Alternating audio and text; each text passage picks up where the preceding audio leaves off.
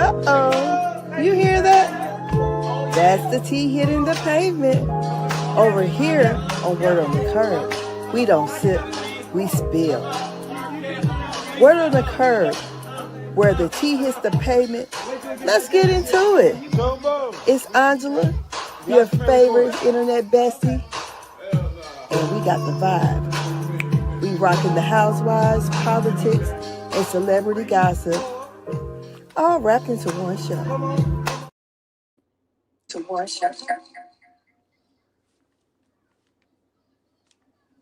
Hello, hello, hello, hello. Hello, hello. We are back. We are back. And honey, it is going down with these ladies here. We on season 17, episode 8. And this is what is it called? The sound bath breakdown. Girl, that shit wasn't hitting on nothing. I don't know what spirits they conjured up, but honey, they conjured up a bunch of demons. Ones, okay? They came in there storming and acting a fool. But damn K. Michelle. Huh? They ruffled up K. Michelle's demons. Yeah, they did. But she I ain't mad at it. I'm not lying. This thing is entertaining to me. It truly is. I liked everything. I'm not even gonna lie. I was here for the whole damn thing. So what would you rate the episode? I would give it an 8.5, 9. I think I'm in the 7 to 10 range, and I'm guessing maybe about an 8-ish, maybe 7.5, 8-ish, something like that. It's funny, like I had a chance to digest, and I didn't watch K. Michelle on Watch What Happens, even though I did not like her outfit and stuff. I don't know what's up with her, but whatever. Peace be still. However, I'm like, I came back from the episode, I guess, with a smidge of grace, because at first I thought K. Michelle had lost her mind. I mean, I got her talking to imaginary Martians. I said, when I was watching the episode, I started to think about Flintstones and the Martian. Remember the Great Gazoo? When he would come?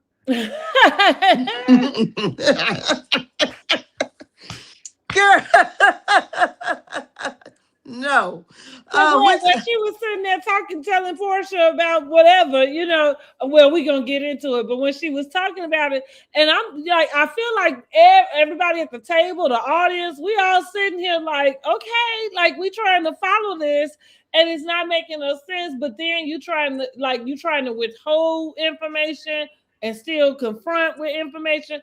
So it just felt like she said, well, where are you getting this from? And I'm like, and that's all I thought about was like, what was the Martian's name? I had to Google. Because I was like, that's what I thought. I'm like, it's a cartoon and it was a Martian that would show up. And only Fred and Barney could see him. Like nobody else could. I mean, of course, us, whoever was watching the cartoon. But, and so that's what I said to myself then. I said, that's who she talking to. Damn Great Gazoo. Whoever it is in her damn imagination. Because I don't even know who, I'm not even sure who would be telling you this. And then you take it serious unless, and this is where the smidge of grace come from. You playing with all of us. And you know damn well you sound crazy. You know what I mean? And so you just know that you have to have an adversary and you found it. Well, I think we'll get on in it. Let's get started. Yeah.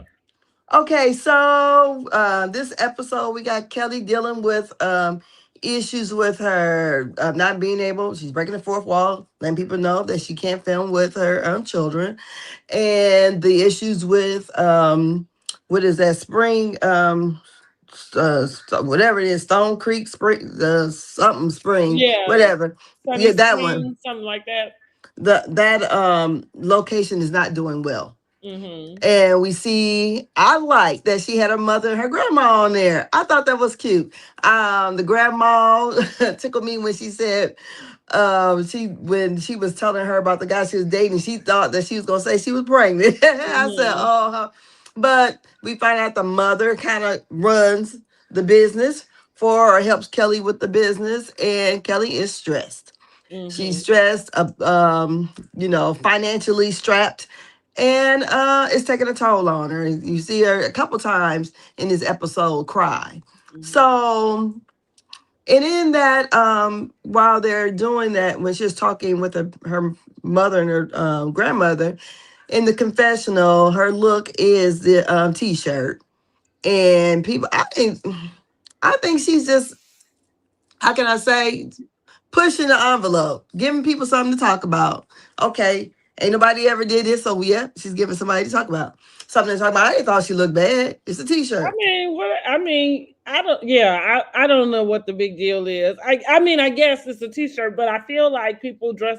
People do it all the time. It just happened to be Yeah. a plain t-shirt, whatever. And I thought, Maybe something happened to her wardrobe and she just had to finish. I mean, you know what I mean, to make it work. But yeah, so I I think just thought, sometimes we do like that can be the thing that irritates me when it comes to housewives and even some commentary is that sometimes I feel like we be focused on details that just really is just kind of like what's going on, yeah, right?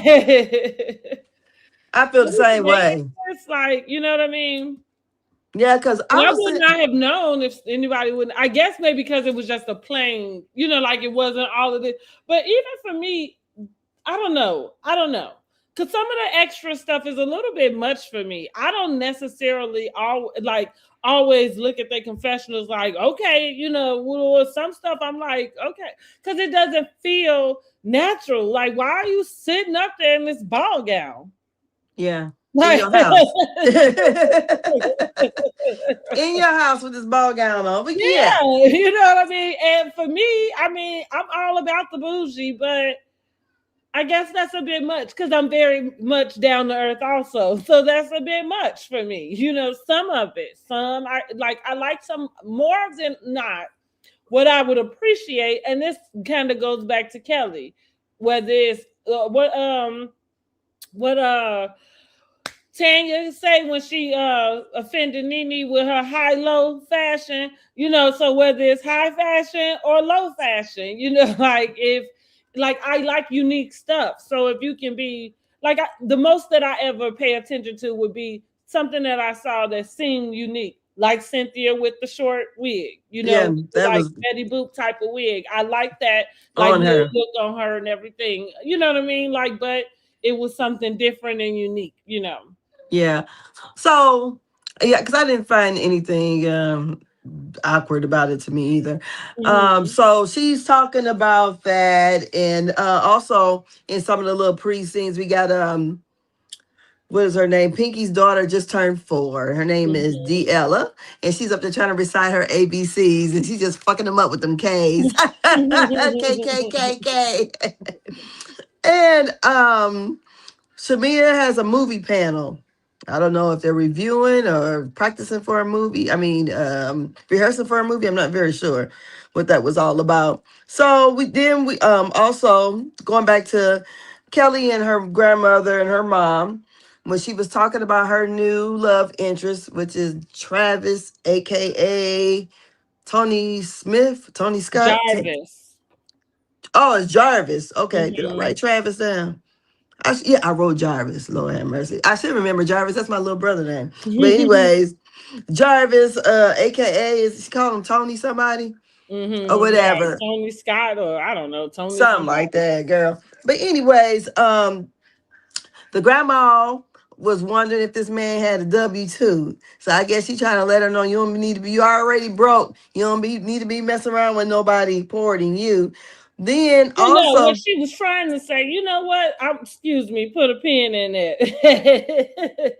What she was really trying to say, I think in general, was he needs to be working for somebody as opposed to entrepreneurs because and I think especially in Atlanta, listen, entrepreneurs, we know, like they can make a lot of money, but also you can be a fraud. You know what I'm saying? Like and play the entrepreneur game, and you girl, really please, you can work for somebody and lose your job. See, well, he no, need to have I money. understand that, but I'm talking. I feel like that's the reason why she worded it that way was to say say make sure he has a W-2, and it probably was at a dig to her husband, and her husband is an entrepreneur. So it's got it, like, for me, those two things. That's what I think why she said that. It was a dig to the husband, and it was kind of like to tell her, make sure he got a job, make sure he actually has getting paid. I ain't take it that way, but okay.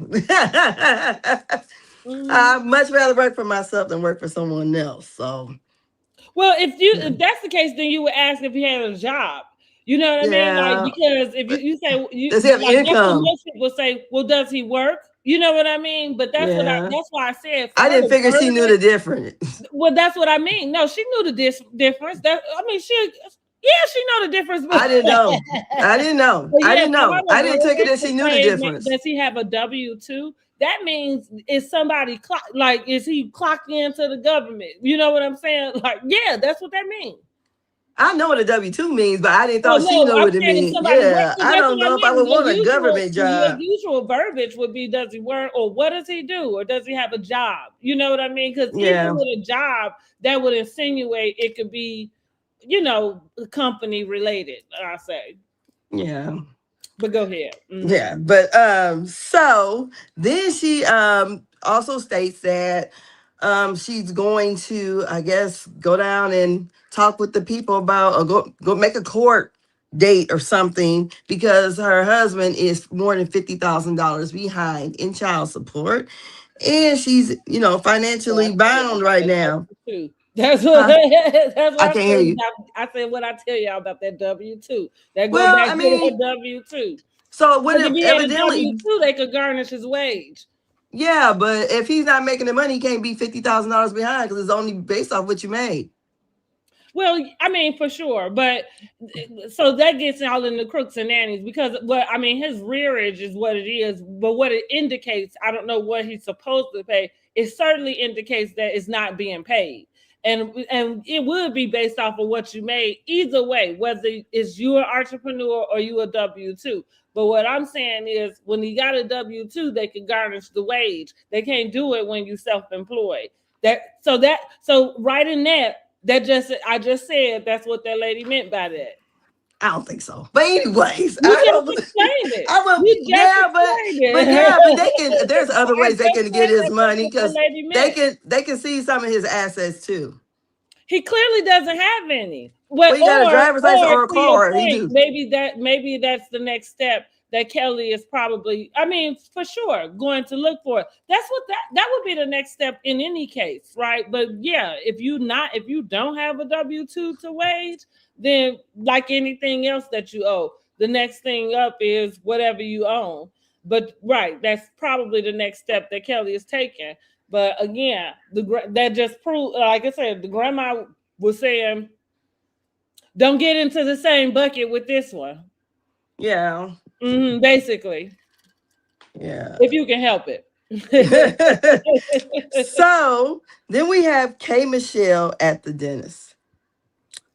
And basically her husband says friends and families do not make good patients. And I believe that friends and family I don't like to do business with friends and family myself. So point blank. I think for me, I agree. First of all, yes, I do agree that I think my first inkling about, even in his sense, if you are a service provider and that's the business relationship we're talking about, you know what I'm saying? Like, I'm providing a service to my friends and family, that's probably where it get a little sticky, and I probably don't agree with it. Now the second part to that is, I'm okay with collabing with business minded. So like, if you gotta, if we both run a business and we understand whatever, you know what I mean? Whatever it is, because that's what I mean. If it's the service, service consumer type of relationship, that's not balanced in any way. You know what I mean? Like, it's not, so it's no way to come out on that where it feels like it's fair. I'll give an example. I have a cousin who cuts hair. And when he started, of course, you try to do your friends, family. And he started doing his younger brother's cutting his hair, and also he transitioned to his locks and everything. And so he's his brother's barber, stylist, per se. So at some point, somebody decides to ask him if his brother paid him. And so he said, yeah, and so they question, why are you charging your brother? Because that's your brother, right? You shouldn't charge him. And, he said, well, there was a time where we don't. Well, first, like I told, when it came to me, I told him, well, first of all, that wasn't nobody's business, number one.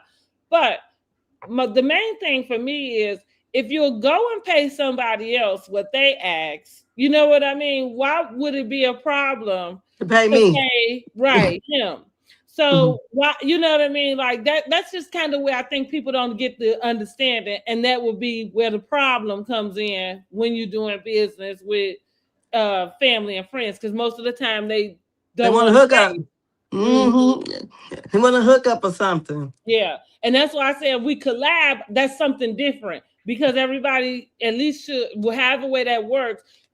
Everybody should be in equal pace, you know what I mean? Places, and whatever you getting is going to, everybody going to get whatever the expectation is out of it and what they put in. But people can be very just dismissive about business and about even doing business with your family. And listen, because I'm like, I told my son, it's far too many Black millionaires, and at this point, a few billionaires, in which there's not a system that we've been able to create to take care of our own people. And I'm not saying that, well, what I am going to say is, I do think it is your responsibility once you get to a certain financial stability level to push back into your community. Yeah. And like the stuff we go through, if we really had that mindset about like there's no reason why there's not another Black Wall Street. That's it. Okay. Yeah. Let me before we get on a whole nother tangent, but yeah, but again, it go back to that though, because that would be the reason in a sense why one thing don't exist, because first of all, you can't get your friends and family to do business right. Go ahead. So, he said, also they talk about the Dallas trip too. And then they flash over to, I guess, her, K. Michelle, Kelly, and Phaedra. They had went to some pottery class or something, and K. Michelle expressed to her about how she felt, who she felt was plotting on her, and that she knew about it, that Phaedra knew about it. And Phaedra goes, I only knew about the Black stuff. I didn't know about nothing else. And so Kay says she trusts Phaedra because I guess Phaedra knows when to stop. Kay is full of SHIT. I told y'all a couple of reviews ago. I don't know exactly when. Maybe it might have been the first one, but I see that play where Kay just knows not to fool too much with Porsha and with Phaedra. That's why she has so much energy when it comes to Drew, because she knows she can play with Drew. You know what I mean? And even in the audience, right? You can play with Drew. But I feel like even for us to get down to the dinner when we get there and what took place between Kay and how she, started off with Porsha, it didn't even feel that way when she was telling Phaedra. But last week, what I want to say, Vietnamese, or you distinctly included Phaedra as a part of this scheme. You know what I mean? So, but when you're sitting there talking to her, you really mousy with it. You know what I mean? To me, you know what I mean? Kind of tiptoeing around, and again, I'm not asking K. Michelle to be indignant, right? But I'm asking her to show up the way she wants us to respect her as showing up. You get on everywhere else and you sit very strong and, you know what I mean, in your words. So I don't know. Where was all of that when you was where was it? Well, I don't know. So Phaedra did say in her confessional about, like like I don't even know nothing about it basically, and I this whole situation to me when we get to it, if you are a person that thinks like K Michelle and thinks people are out to get you, then I can understand why she feels that way and how she tried to lay it out and be respectful as she had said it. But so she was basically telling her husband that, she's been kind of calm. And he was like, would the other people agree that you're calm? So that whole situation, I don't know. So we get to the core four because I see online that Porsha is calling themselves the core four. So it's, Okay. girl, I'm through with Angela ass. But anyways, Phaedra, Angela, Porsha, and Drew. And Phaedra says that Angela is looking more youthful. I said, Okay.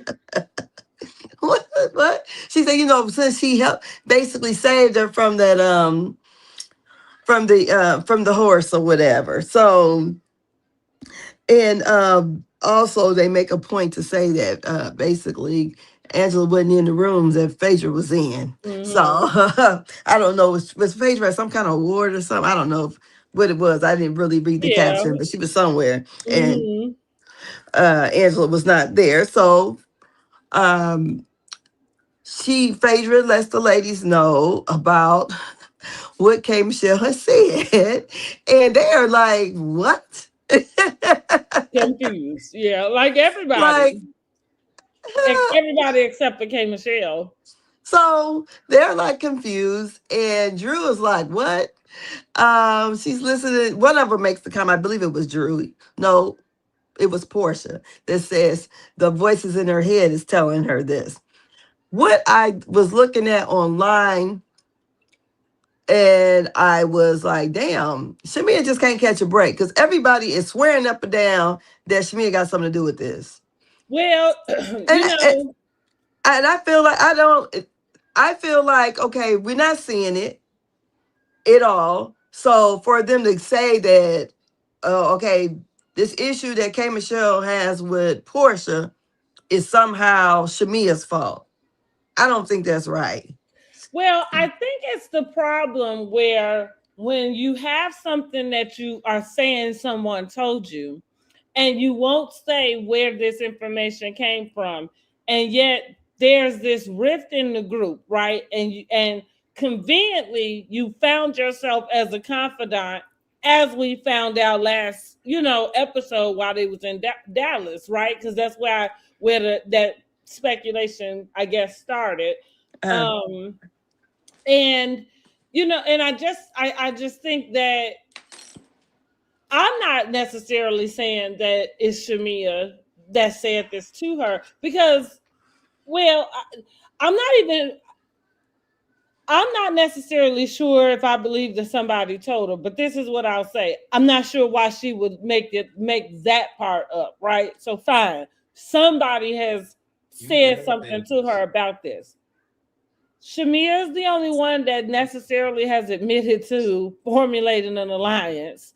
I think that's probably where this is all coming from, right? Like, because you just got to put two and two together, and then now you done found yourself spewing out these people who you don't know, right? And so, because even if somebody did tell you this, you don't even know them well enough to take that information in, unless you're getting it from somebody you feel you can trust that will tell you, like that. so then, okay, my thing is, well, where would Shamea get the information from? They don't Well, even talk to her. So I'm like, I mean, I don't know, because it sounds off the wall to me, right? But it sounds off the wall to me. As far as the whole smelly, odor thing going on, I feel like that was a wound that K Michelle, yeah, let all jump out her insecurity. fucking body. Yeah, but on the thing with the whole ex, and like, I know that's later on, but she act like like that's the other gripe, and that's what I mean. That I think she's been trying to find an adversary. You know what I mean? Yeah, Somebody that she but can have something to go back and forth with. Because like first it was the vagina comment, and now we talking about this ex that feels very odd that you would have anything to say about it to her while you sitting up with a whole damn husband. yeah, so I mean, because evidently they must be friends because he called her, But is what she again, said. even with the whole friend, see one thing, and I just call this out real quickly because people, everybody does, or not everybody, but some people do. One thing that I don't really fool with or gel with when it comes to K Michelle, is this thing of where she has stories, says things, um, uses antidotes or what have you. And I think she believes that is something appealing about it. Like being friends with this guy who you calling your ex. And I also think she may be using the word ex lightly. I would be Loosely. very, or excuse me, yeah, loosely. I would be very interested to understand what her definition of an ex is. You know, like, are we just talking about somebody you, because right now you talking on the phone with the person. So can he not date anybody else that you know? I mean, you know what I mean? Like, what is the dating? And again, why are you concerned when you are supposed to be a newlywed? Like, you supposed to be so wrapped up in cash in, but that's what you got for peddling fucking husbands. QN Phaedra's read to Kenya, and let's reroute that. Instead of peddling for eggs and sperm, this one peddling for husbands. And that might be why she's still talking to this one. And that could be why you really got an attitude, because maybe you couldn't get in touch with him on the day you end up going to the courthouse with Cashton. And now you got a gripe with Porsha about it. But I think I don't know.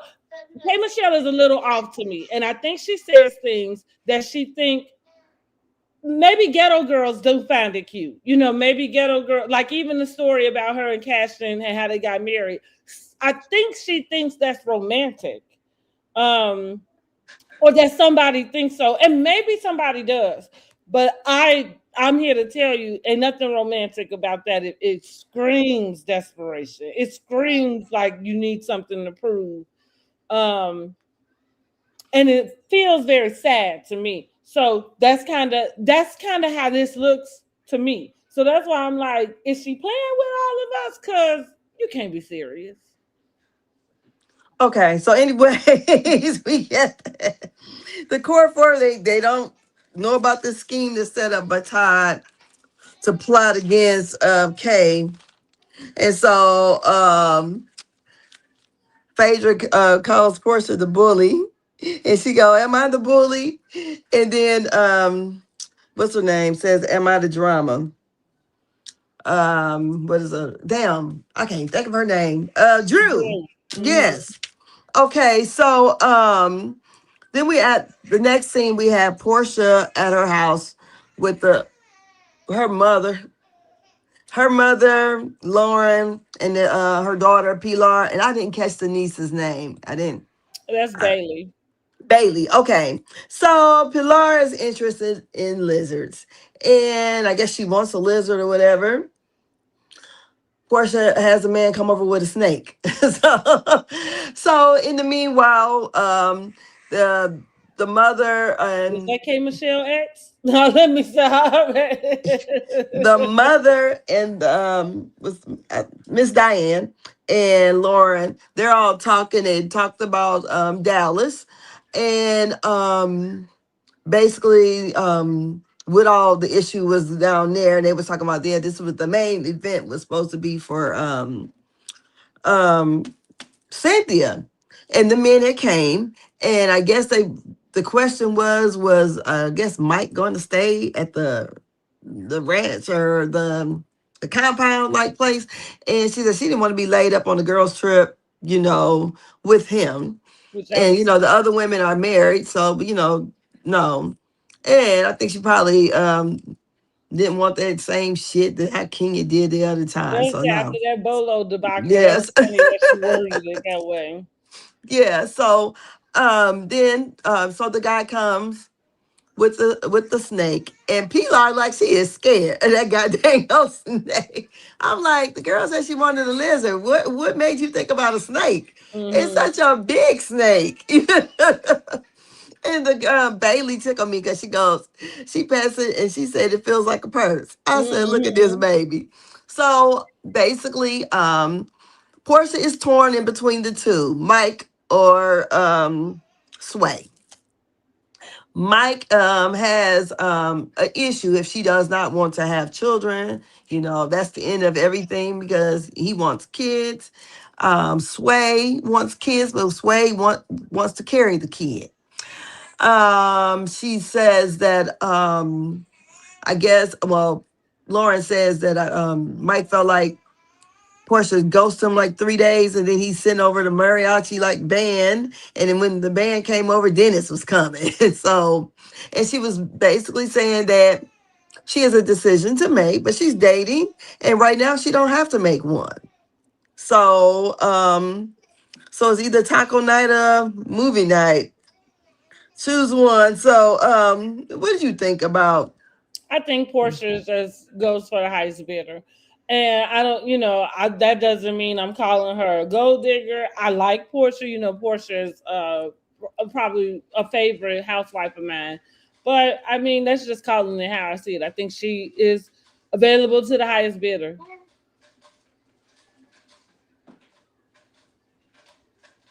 My goodness. What he walked through here with? What you got? What? Car seat? Oh, okay.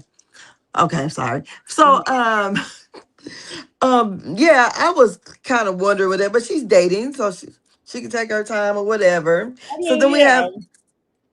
so I like the scene with her and Sway. Anyways, when we get there, we have Shamea and Kelly meeting at the surrogacy clinic.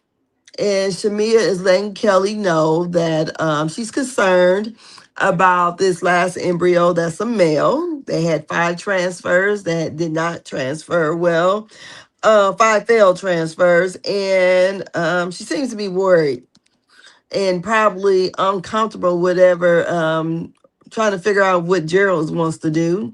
And Kelly had asked her, would you, basically would like to, get like maybe get donor eggs from your sister. And she's like, no, I don't think she would like that. I guess she's kind of, I don't know, must have promised this man a baby boy and it's not happening. And she lets Kelly What it know that. feel like to me. Like she, and this is the part about Shamia. I hate to do this to her. Um, but she really does give a lot of pick me energy.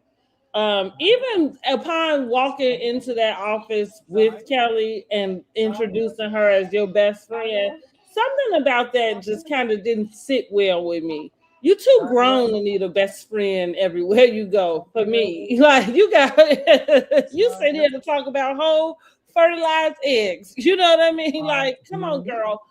Because and what I mean by that is your friendship of 20 years break up, and and this I girl don't you believe they've been friends for the last couple of years, though. I just don't think they were that close. no, They might, well, even still, I'm just pointing out the history, and and yeah, and what I mean is, this whole revamp of, oh, this is my best friend. Like, again, I don't care if they see each other in that what manner. I think it's the public verbalization of it at her age and where we at. Like it just like like you said, it feels like Shamia just can't catch a break. And not with me, clearly, because I didn't like that. Then you there with the about these eggs, and it did feel like it just felt uncomfortable because it it felt, did. yeah, I was uncomfortable. Yeah, Why? I think because it does feel like she, I guess, promised this guy something, and it looked like she's scared. Okay, yeah. Like Well, it for looked that. like she has some like real fear. Like she Yeah. thinks this man is gonna leave her. And as for me, That's I'm the way not it came sure where that across. came from, huh? That's the way it came across. Yeah. I thought you were talking about uncomfortable with Kelli being there. I'm like, Oh no, not that. The uh, only thing with that was just her introduction to Shadina as, oh, this is my best friend. It's just kind of like, girl, are you in fucking high school? Like, nobody needs to know that. The doctor certainly doesn't. Yeah, for real. You know what I don't know. Like, and again, the optics. You know what I'm like. It's just again, it just kind of screams pick me for her. And then here we are with this fear on your face. You know what I mean? And it just looks like pure terror. Not that it's something that you want so bad that you're afraid you won't be able to get. It's like, what is going to happen if I don't? You know what I'm saying? Like, if I don't give this man a boy. And to think about him being an African culture, and even with his demeanor, we don't know anything about him. So I'm not like trying to presume a personality type on him. But I am going to say, I do think that probably having a male child is something that's probably important in culture wise, or because it wouldn't be the first time you heard of it, yeah. and not more so It's than all his fault. He should have uh, shot out. He should have shot out a boy on the first one. It's his fault. well, I mean, I'm just, I can see what he's saying, but I mean, you know what I mean, and like I said, and it just looked like sheer terror in her Yeah, it face. is. You know what I Mm-hmm. mean? Like not oh my God, this not gonna happen. It was different, Yeah, it's like, is he gonna make a baby with somebody else? Yeah, it was right. That's what It it was seemed like. different, and that's what I mean by it. Just made me uncomfortable. Like I don't know, it felt like I saw something in that I wasn't supposed to be in on. Yeah. And so, hey, I said it last season with Shamea with the coming on as the housewife and the projecting of, I guess, whatever she thought the housewife should be. Then the singing.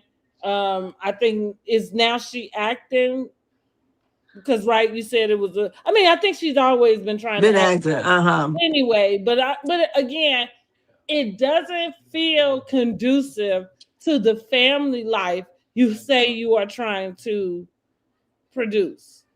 And so there we have it. I don't know, girl. I guess they feel they got the money to have all the people take care of the kids. Cause I'm watching poor people do it here. I'm like, shit, these ladies don't even never had their kids. They be at daycare. On your on your day off, your kids is here. I'm like, damn. Mhm. So I think that must Mhm. be the thing all the young people do. They don't keep their kids, they just drop them off. I'm like, damn, Could you don't want be. them on your day off? But 'Cause see, you, and to your point, like I would even give an argument for that. I think the more money you have, the better that makes the opportunity for you to, be available. And that's where I'm coming from with Shamea. Like if it feels like now that you have this housewife opportunity, you clocked in to the other stuff that these single housewives have been doing, right? Like trying to find like the tequila, right? Is that what it was? The peach tequila, peach rum? rum. Okay. Yeah, rum. Because I forgot about that. In addition to you had these 5 transfers and you built a whole damn tequila company. And okay. So I'm saying it's like you fallen into this cycle, and not that there's anything wrong with it. However, you could do something way more less that requires less of your like your energy. You know what I'm saying? Like something e-commerce, something that what I mean, like operates with very minimum like running ability if you wanted to be with your kids. I'm just saying your life, your husband affords you that particular lifestyle. And again, we let everybody get into our ears about what that looked like. But I feel like that would be the point and why you have the money is to be able to be at home with your fucking kids. Yeah. Well, I took you my know, a kids lot of to rich people daycare got on my nannies. off day because I might have needed to do some running around. Now maybe Nah, they on always other here. off day. If you work, I worked 13, 14 hours a day Mhm. and commute. So damn Skippy on my day off. I went dropping my kids off nowhere. I feel that though. Yeah, But that's yeah. what I mean. Maybe not every off day, but if I did, it might have been because I had some Hmm. business, you know what I'm saying, something to take care of. But no, I spend all the time I could with my kids. Yeah, I especially just while felt they're that way. Yeah. yeah, especially while they're little. Yeah. So yeah. Okay, get the baby up out of here. And I guess that's probably that's probably why I feel I that don't think way she's gonna about let me eat though. Shamea and about watching her in this journey. Not that I'm not empathetic to what it is she wants to achieve, but I think I'm just like, you don't seem like a person that's really checked into that, to that journey. So maybe that, and maybe because maybe it will be a deal breaker for them. Maybe she already knows that. But she needs to go on and tell her husband. Well, he knows that the transfers didn't work. He just don't want to be there for the filming. I think that she doesn't, because I feel like if he has the ability, like if there's more to do, that he might be wanting more to do. And I think that I think her in general, and I think it happened this episode, or was that a clip? Because I feel like she's gonna have a conversation with her mom. Oh, I haven't seen that. Only clip Then I've it's a seen is clip. Then it hasn't come up yet. But she is. I saw a clip, and it must be for next week, where she's gonna have a conversation in that kitchen with her mom, and she's going to express the fear of not knowing, even if they was able to take, if the baby going to be healthy like the second baby. And see, that's where, do you see what I mean? Like, sure, that sounds like a very real, thing that you should be thinking about and considering, instead of running all over the fucking city trying to build up businesses, here, there, and everywhere. Unless you've already made your mind up that that's not the road you want to take, because that unknown factor, whether you're doing it her way or your natural way, that is scary. yeah, and even because I don't think she wants to try to do that. Mhm. Do the whole egg retrieval again and Well, she all done that. went and got her body done. Again, that don't sound like somebody who want to prepare their body to be doing none of that shit. But I agree. Yeah, I mean, true, but I think all of the doing the hormones and all that and how hard it is on people to even just to try to have the eggs retrieved, even to have the get the surrogate to take it.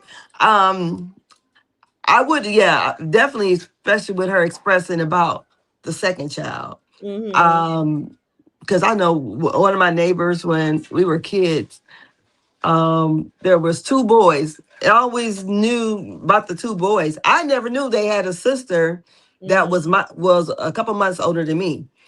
And until one day we got locked out the house. And then we sat over there, called my grandma so my grandmother can come open the door. And I see this little girl in there, no bigger than probably a 9-month-old baby. At the time, I'm like, about, I don't know, middle school at least, probably about eighth grade. So this girl should be about 13, 14 years old, and she had cerebral palsy. And I was just, you know how you go in it, because I had no idea. And we've been living by these people for a long time. I had no idea there was a girl up in there. And she had cerebral palsy. And so there's an age gap in that girl and then the next one. I think it's about 6 years. Hmm. And then they had him, and then they had another one. So I said, but me and my mother was talking about it not too long ago, and we was like, she's, I'm surprised they went on to have more kids, because I would have thought something would have been, if that Hmm. could have happened again. Hmm. Because that girl, she's passed on now. I think she lived to be around like 20 or 21 or so like that. But to have to go through that with, a child like that. She was a Hmm. little, person, because they had her like she was sitting in a car seat, like a Mm-hmm. carrier or something. And I Mm-hmm. go, wow, I was just shocked. I wasn't trying to really stare at her, but when you're a kid, you looking, I'm like, I didn't Yeah. even, as much as they played with my brothers, and I had no clue that this. So yeah, if I was Shamea, I definitely would be kind of focusing on like, okay, we got this baby that's special needs. Maybe she may grow out of it or whatever. But the Mm-hmm. issue is now that she's like she is and has these health problems, and to bring another baby in the world, I think those nannies gonna be working hard because they ain't gonna be me. Well, that it sounds like it. That's the truth. We'll have about 5 of them, okay? But and again, and I just roll my eyes to that because the audacity. For me, that's kind of what it is. It doesn't matter about the money phase of it. It's the audacity that's what you would do. That you would bring kids in the world with that particular plan of how to bring them up. It's ridiculous and shameful. And we need to talk more about it instead of glorifying it. A lot of Um, people do it though. yeah, no, you're right, but that's Hmm. why I say we need to talk more about it though, instead of because I think I brought this up last season with Shamia, even pertaining to this surrogacy. It was Hmm. just like again, without trying to feel or be empathetic, but it feel like when do you get satisfied, you know what I mean, like, and to your point, like you might not get a boy, so but where does the satisfaction come in at, you know what I mean, like I think maybe I believe she's probably satisfied. She's trying to that's satisfy why I that say she husband. probably Yeah. need to have a conversation with her You and husband him. because Yeah. I agree with you in that aspect. She wouldn't be running around doing all of this other shit if in my Hmm. opinion, if that was your focus. So yeah. And like you said, with the hormones and things, that I mentioned her getting her body done. To your point, they gain, like you gain Yeah. weight, all kind of stuff. So you're not planning on going to do that, and you just got a, lipo 360 and a, whatever type of makeover. So I don't know. That's a bit much. So, and he don't like her doing love scenes with a man or whatever. He don't like watching it. I said it sounds like that time when Candy was on the shot and she had to do that love scene on Mm-hmm. the shot. Mm-hmm. And Ty had an issue with it. Mm-hmm. Like, really? They acting. So I didn't Well, know I how to. guess we only got an issue with it when it's not in their own bedroom. Well, he got an issue with her being with a man. Because remember, they can do threesomes. She can do Mm-hmm. threesome with a woman, but not with no man. Oh yeah, that's true. It's a whole lot. Uh-huh. But So, I was like, never know. It might get wilder than that if it's I don't all think four so. of them. I'm just saying, once you open one door, don't try to tell me about what the limits are. You know what I'm saying? No. You already He crossed said he gonna be the only them. dick in the room. Yeah, I imagine so. And again, sound good to me. But again, once you cross limits, don't try to, try Yeah. to reiterate to me what the limits are. Shit, like you've already stepped over there. So who knows how wild it get for real? Yeah. He said he gonna You be the just keep only it to one. yourself. Like you could have kept that, but nobody would know Mhm. if you hadn't said it. That's why that's why I say things about. I think there are things that people say, and it is like I don't know if like I guess shock value is the word, but going back to K Michelle, I think she thinks that she's resonating. I just don't know if she feels like she's resonating with the right people that she want to resonate with. Cause some of this shit you talk is real hood and ghetto.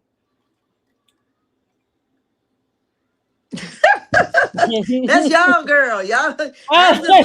I'm just getting to know her this season. That's y'all girl, but it's entertaining to me. Yeah, I'm just keeping it 100. It's entertaining. I never said it wasn't. I just don't think she's speaking to the audience that she wants to speak to. Like what she say about Phaedra having the white housewife fears. Yeah, the stuff you pulling, you're not speaking to them. Girl, it's just entertaining. Yes. Mm-hmm. Yes. So then we have Kelly with her daughter, and the daughter is in college. This is the only one she can film with. And, I guess in this care package, it got some condoms in there. And she's talking to her about this college agreement. And basically, the girl told her, "Shoot, you got pregnant with me in college." So either she got pregnant in college and had her, after she graduated or whatever, or soon after. And her daughter asked if, with this contract, and she lives up to her end of it, could she get a car? And Kelly was like, "No, I'm broke, girl." And she goes, but she said, "What about a restaurant?" She said, "That might, something to help you learn how to earn money or whatever. But, you have to But get that's the." what, yeah, that's what I think that was very smart.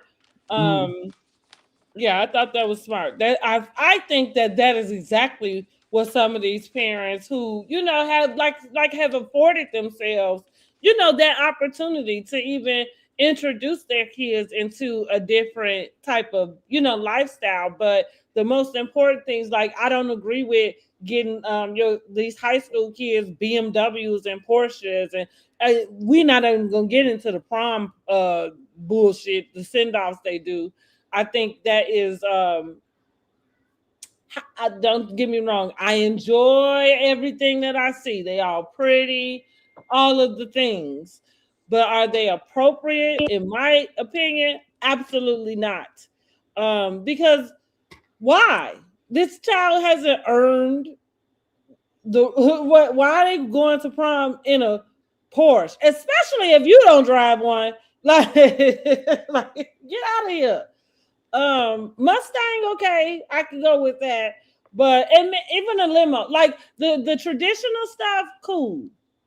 So, huh? But I was going to say, you about to take away the limo too? No, that's what I'm saying. The traditional stuff I'm cool with, but it's kind of like the extra, like we just, sometimes we take one thing and we just go too far.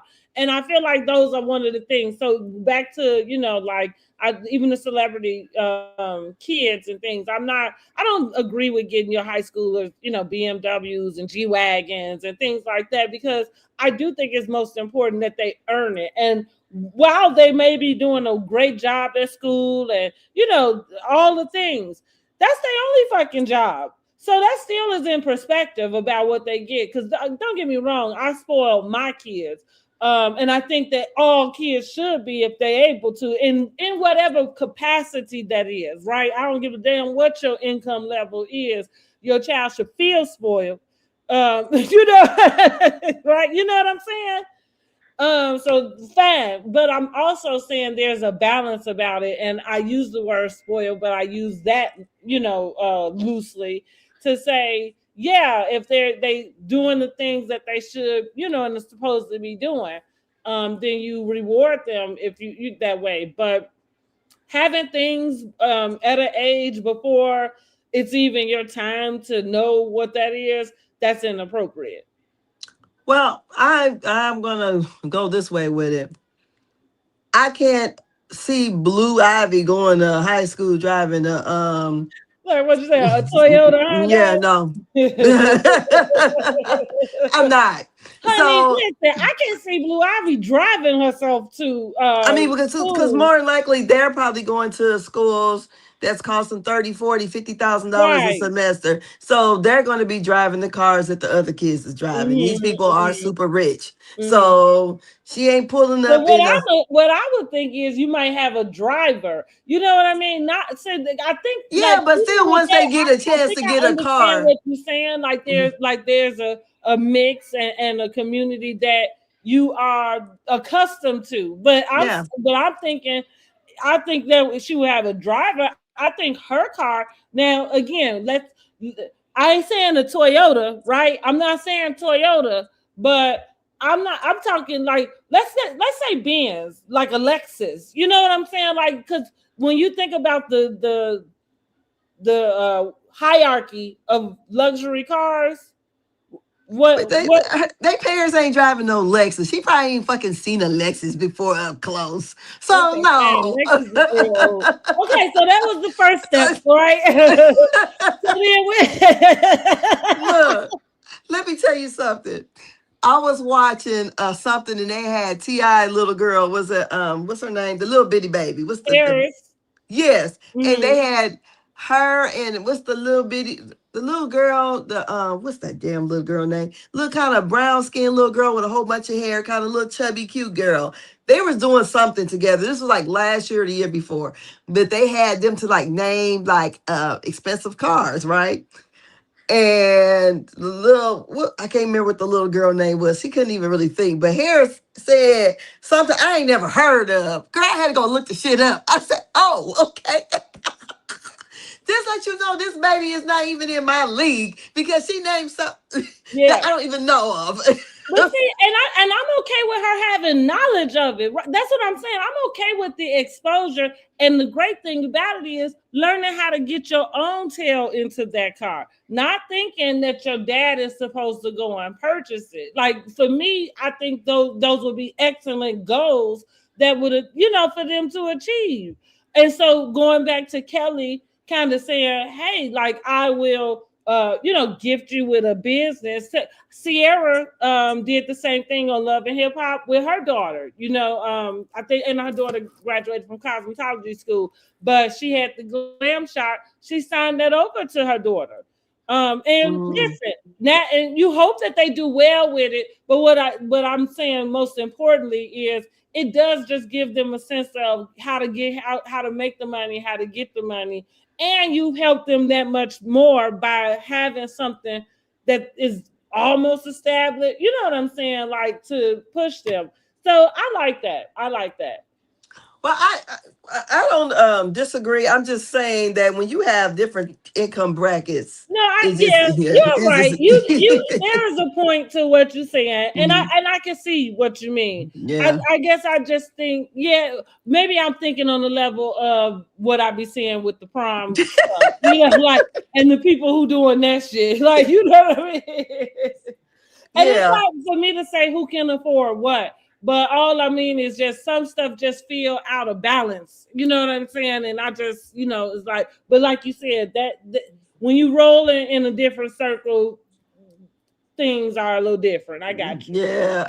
So Mhm. yeah, I understand it because when I've seen some of the prom send offs and seen the people living like very looks like poor, but they doing all these extravagant things. I'm like, okay, go ahead then, blow your money. Yeah, like I'm okay with send offs. Well, I think that's a part of the tradition, right? Yeah. Well, Sure. okay. Like the send off is a part of the No, I ain't tradition. talking about that. I'm I'm talking about okay with all the the. declaration, but I kind of like I'm okay with like a backdrop. I'm okay with the most simplest things. You know what I'm saying? Like I'm I'm okay okay if with it looks the like you red can afford carpet, it. huh? I'm okay with it. It just okay. If I'm looking at a send off in my neighborhood and somebody got a fucking helicopter as the backdrop, we like, that really. But Overboard, too much. if if I'm looking at a send off in a very upscale neighborhood with I wouldn't even think twice about it. But But so you when want to I know something? They not doing that shit over there. no, they just That's probably what's putting it so up funny there. about it. If you really pay attention, they're not like yeah. I had three sons go to high school, and they all went to their proms, homecomings, and everything. We didn't do anything even, and I thank God because to your point, what we was talking about with the celebrity kids and everything, that just wasn't what was going on. Like that we met together. There was you got refreshments and food. We might have had a spot we went to for them to take pictures. The nature was the backdrop. You know what I'm saying? Nobody, but I'm saying, and just in general, they weren't out of place because nobody, like that just wasn't happening. And so that's what I mean. Like in the upscale neighborhoods, they're not doing that. It's other types of neighborhoods that's going in. They're having send offs, but it don't look shit like that. Yeah, so Mm. um I'm just like this. If however you want to spend your money, go ahead and spend That's it. the I don't truth give a too. damn. Yeah, I like, like to and say that's the truth too. so if that's what you saved up to do it with, go ahead. I don't know. Maybe got somebody evidently these people got some ballers in their lives. Yeah, because yeah, because usually us hardworking people ain't throwing your money down the toilet for one day like that. yeah. I, Well, I, I just ain't. I just ain't. I mean, my kids, I would say, were spoiled, but I'm not having a helicopter as a backdrop. me No, so no. But if you got I it, mean, like flaunt you it. said, it may have been a few things you splurge here or whatever. I don't know. Like I say, sometimes some stuff is just a little overboard, and I just think some of the things, like even with like going back, it's almost like we do this big thing. It because some of the stuff gets looking like wedding receptions or something, and it's kind of like, do you feel like they not gonna celebrate something else? Like I don't understand I don't get it. I I think think that's what it is. I think it's the trend. It's the trend, and now Okay. everybody wants to do it. Okay. Just like the same kind of thing, like when it was the trend to go and get the parents standing in line for them damn Jordans. That was the trend. Most of the people was in line was the poor people. It Yeah, wouldn't have well. be, that is what it is. So Mhm, it's the trend. This is the thing that somebody made, that the thing to do, and mhm, everybody's gonna stun on them. mhm. So that's, like my mom called it showboating. Yeah, I So was you gonna say keeping up showboating. with the Joneses. Yeah, so they showboating, and usually people who showboat don't really have it like that. So that, Okay. it is what it is. I And Kelly let her daughter know, no. don't got it. Don't even worry about that. Get that on out your brain, right? Girl, I'm like, did she get rid of them 17 purses from last year? Did you find them? Because you were showing us a whole bunch of stuff. Now you broke I this year, mean, but you maybe so. And one thing, like, even though I'm like I say, the transparency is cool. And for me, it doesn't make me look at her any less. oh Like, no. you know what I'm saying? Like, oh, you's front, and you really. It don't make me look at her that way. I'm kind of appreciative that she's open that way. But I guess for me, with a business again, I think more what I'm taking out of it is just kind of just that thought of not knowing how to try to build business and go into it right. So like again, not being your personal guarantor, you know what I mean, to Yeah. your stuff. Hmm.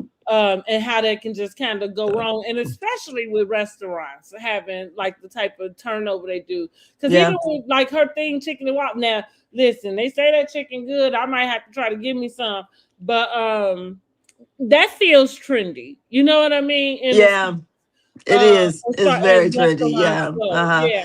And I would also say, especially when she already have one, then she opened up the other one thinking that it was gonna do it just as well, and it's not. And So you got all the the money 17 she's Kelly bags in your thing, because like you saying, now the one did good. So what you went out doing was spend all the money.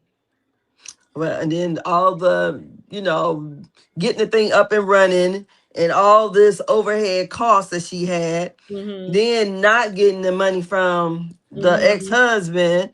So I can see where one minute you doing fine, and then because it happens, and Yeah, the for next minute sure. you bankrupt. Yeah. So, and I No, mean, you just got more zeros to work with than some of us. That's all. yes. A couple So more and then commas, maybe. just like some of Because these I'm people, sure her idea of like broke, or even what makes her have to go into bankruptcy, it wouldn't be anything like what my what I'm saying, yeah.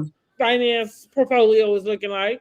Yeah, and plus they want to stop it, stop the hemorrhage, cut it off quickly, Hmm. before it start affecting, the credit and all that stuff Hmm. too. So, but yeah, for people who say that Kelly don't have nothing going on, I say yes, she do. She got a Hmm. lot. I really feel like she does. And like Kelly. I mean, she got on my nerves, but one thing I do like about Kelly, because people are saying that, oh, she won't say some of the stuff she just said in the confessional. I I feel feel like that's like, K Michelle. Yeah, but people were That's not saying that about Kelli. Kelli at first too. As soon when we get to that dinner, listen. As soon as what you call it, that little slick comment, Kelli does not hold her tongue. No, she don't. She didn't hold Yeah, her I tongue don't when know she what first the got on people the talking show. about when it comes to that. She does not hold, like you said, that first episode, her first damn time on camera, she Yes. calling Porsha out about why she stole that man's husband, which kind of feel like that might have been something she got from Shamea. I'm gonna tell y'all again, going back to Shamea Everybody being. knew about that now. Well, no, I'm not saying everybody didn't, but because right, the her saying it was Is what something that everybody thought. was what everybody thought for sure. But what I am pitching the thread to, again with her new best friend, is still going back to when we gotta find out whatever this is between that her and Porsha do end up getting into.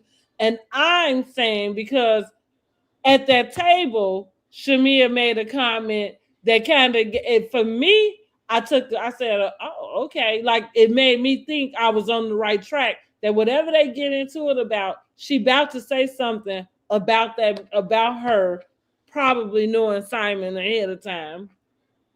Or something to that effect. She's about to allude to something other than whatever Porsha has given us about that.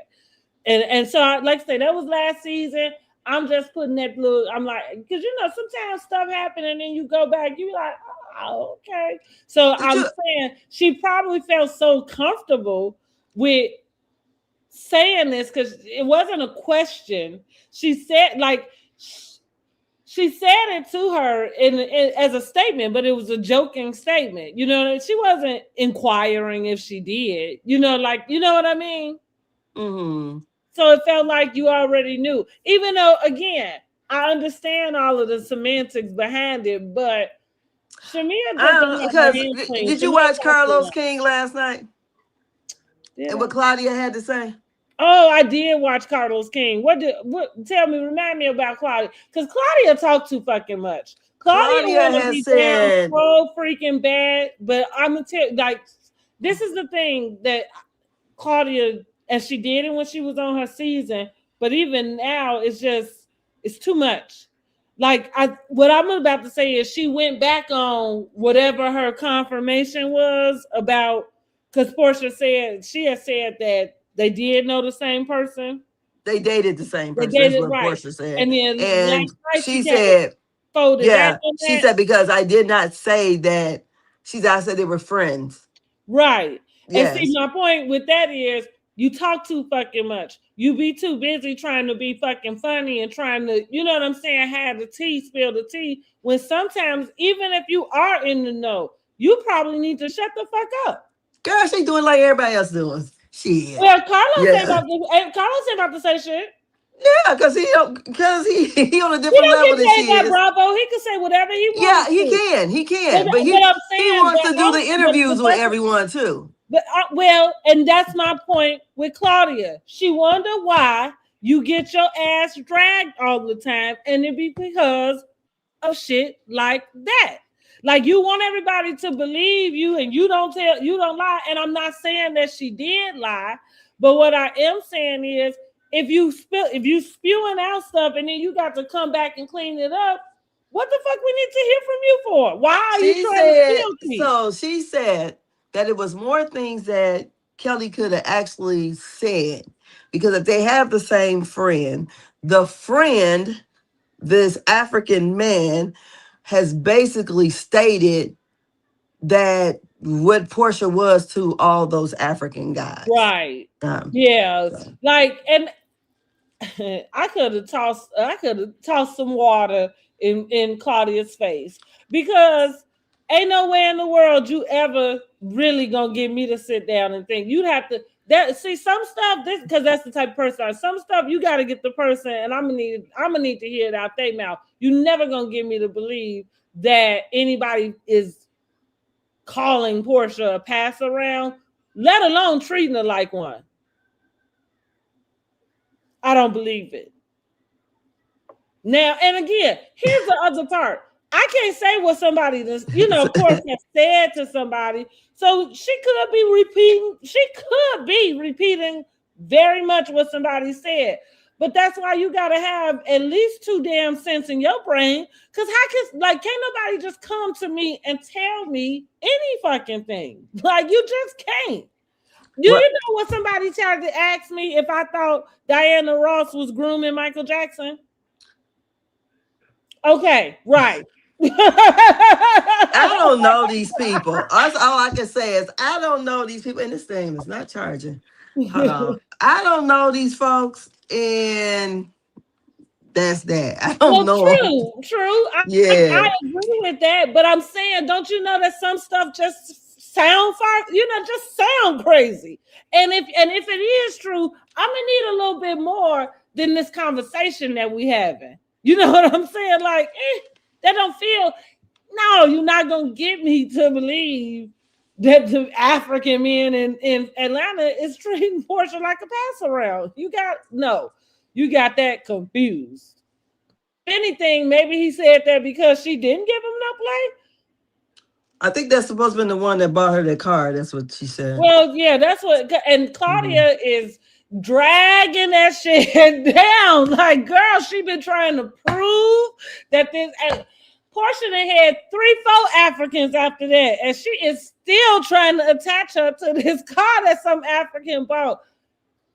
Claudia, girl, let it go. But only thing, okay, so when hell, where were we at? Oh, almost that sway. So I don't know. All I know, it seems like they got a lot of them are Eskimo wives. They all them being with the same guys look like to me. Kind of to your point about the kid with the cars, and I think I say this about celebrities in general.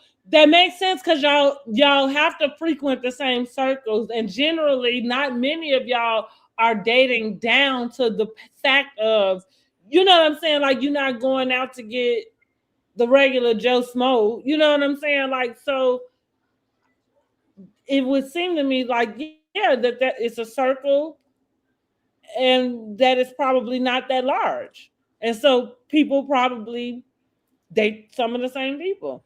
And again, I wonder what everybody's, like when we call people our exes and things, I wonder what that definition is.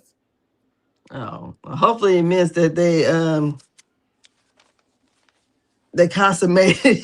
Well, it sounds like Kim Michelle is passed around, and here she is spreading her own tea because, right, you are jumping across the table about that man for some reason, and it can't be just because Porsha went out on a date with him. From what I heard, that what they were seen online, that they were connecting Mano to both of them, R. Kelly to both of them, and somebody else. Seems like they had several, Okay, yeah, like no, so I don't know if it's so I don't know if it's just that one or whatever. Hold on. Yeah, so I don't know. I just feel like I don't know why Kay worried about either of them though. So I don't get it.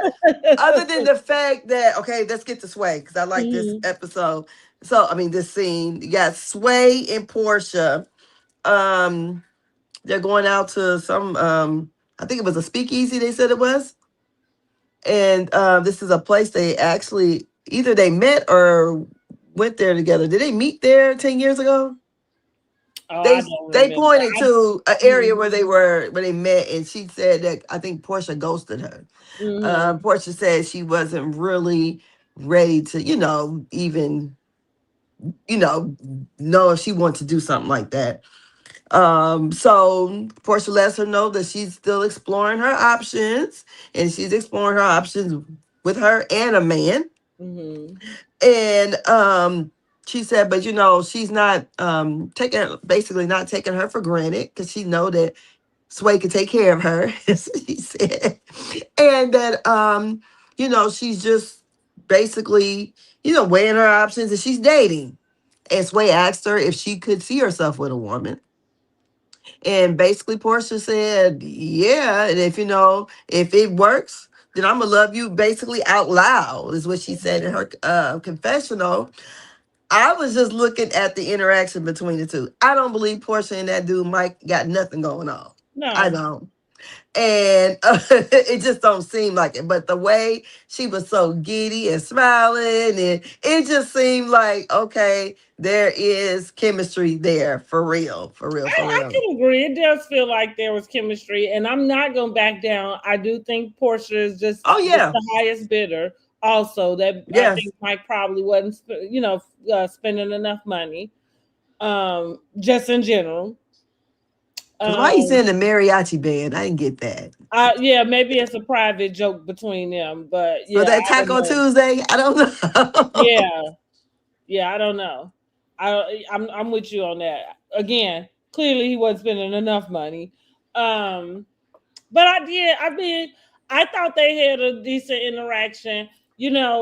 I'm always I don't know, I'm just always curious about how like women like Sway, they know that they want to date women and only women. Because like when Portia, mentioned that she was dating a guy, she's like, Her oh, face, you yeah. know what I mean? Yeah. And so it's just like I'm just always confused about why y'all go date straight girls. Because even though Portia is dating her, I think this way about Niecy Nash as well. And maybe it's because of my introduction into it. I and I don't want to label anybody to per se, and I'm confused by a lot of the labels that are out here. But so that's kind of where I just keep things very black and white, cut and dry. If somebody spent their life being attracted to men and dating men, and I do understand fine about whatever this attraction and chemistry and everything, um, but I would think that their appetite is still for men, at some point. Like I don't, it's just confusing to me, but clearly it's not even for me to try to decipher. I wish them nothing but luck. As long as she spends the money, I think they'll be fine. But I Well, think the same way, like if they broke up, even with Sway and Portia, if they broke up, I don't see Portia going and get another girlfriend. I see her going back dating men. oh, she might go, but I don't think Well, that. and right, that I don't know the lady, and Yeah, she could be more wherever she at on the scale, yeah, than I what think I she. know. You know what I'm Yeah, saying? 'cause I think But she more on that scale. I mean, maybe so. maybe I would say this. Some people, okay, that's put their foot in the lady pond or the toe or whatever, maybe used to being intimate with a woman, but not being in a relationship with a woman. And that may be the two different things. Me and my brother, one time we were talking, he was talking about some of the girls that were studs and how these stud girls still end up pregnant. And he was like, because it was a stud girl I'd seen that got 3 dang on kids. And I'm like, Mm, okay, brother, like, right. Yeah, she still want the D. That's what I'm yeah. trying to go. So I understand, like, far as like, okay, I don't know if Sway is all, I has would assume not, because that would be trans. no. No, Oh, I'm talking about like being with a guy. If she's oh, one okay, of yeah, those yeah. girls, Well, from her face, I'm going to make the assumption that it's no. I would say, yeah. My cousin the same way.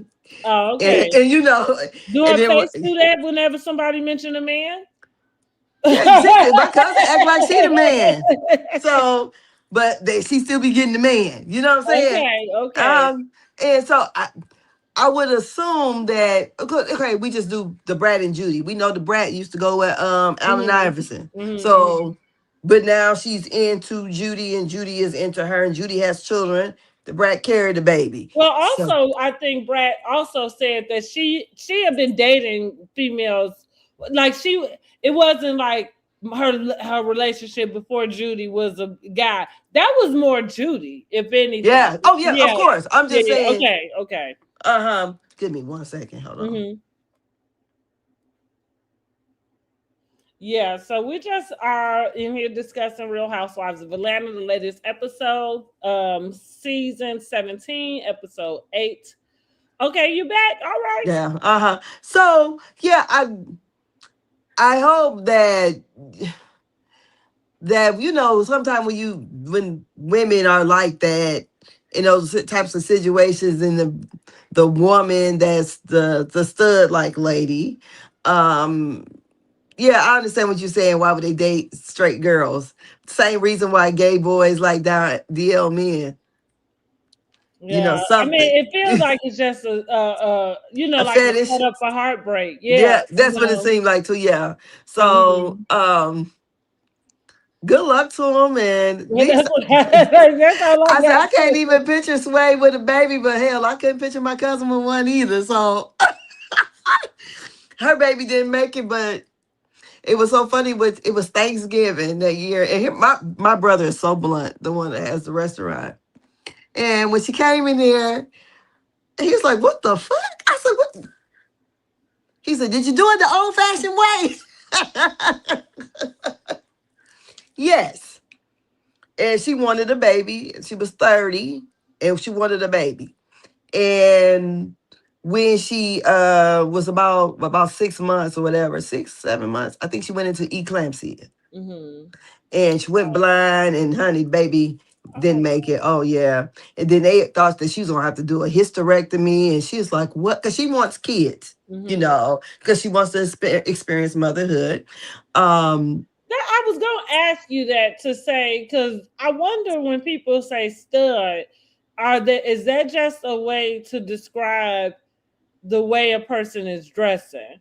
Because I wonder if there's a difference. Because that's what I mean. That's why I said, well, do she do her face the way that Sway did? Like there's some men, gay men, like some gay men be like, oh, they experimented with a girl, right, in high school or whatever, and you can see them be completely turned off. You know what I mean? Like by the thought of boobs, vagina. You know what I'm saying? Like they like feel it appears that they discussed it, and so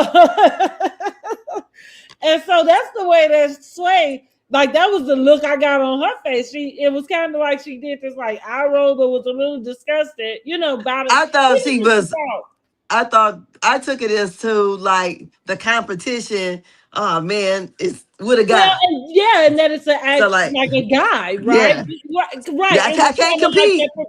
So with that being said, it would appear to me that she places herself in a place of male dominance, right? Like in a male atmosphere. Like I'm not saying that she's acting like a man, and that's what I mean in a sense. By I wonder, what do people mean when they call people studs? Like, are they just coming off a dress, or is this a person who lives their life as a male? Like with male, not just energy, because there could be tom girls who are not studs or gay. Yeah, well, I call her a stud, and my cousin a stud, but that stud, Sway wants to have a baby. Not that she want Porsha to carry it, she want to carry her own goddamn on baby. So that's giving me feminine energy there. I feel like I think that's taking advantage of what you have, and that's and she and she wants a baby, and she wants to experience. But like we said, I'm so like do you remember all those years ago? Of course, it had to be all those years ago because it was on Oprah. But it was one of the first one. Like she had a guy on there.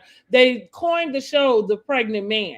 Yeah. Now this is before all of the terminology. But even then, I was like in high school or something. But I remember being very annoyed Yeah. with the show, because it's like, but that's not what's happening here. Like, he's not a man. You know what I'm saying? Yeah, Like, it's a whole woman. exactly. And Well, but that was okay. because she had taken testosterone. You know, she got a beard. Like, you sitting up here looking at us like a man. And so that's what I mean with the difference in those two is like like you said, there is like they're not cut off to what their body parts are. Yeah. Like, if I that think the one thing with what I call studs and we have trans, I think the stud does recognize that there are women, but they like to present as a boy or a man. Because to me, mhm, they mhm, look like boys. They don't look like mhm. men. But a trans man, from what I would assume, don't believe they think that they are or feel like they are in the wrong body. And Right. so far as like I only can speak for my cousin, I don't think or she's never said that I'm in the wrong body. Okay. You Okay. know, Mhm.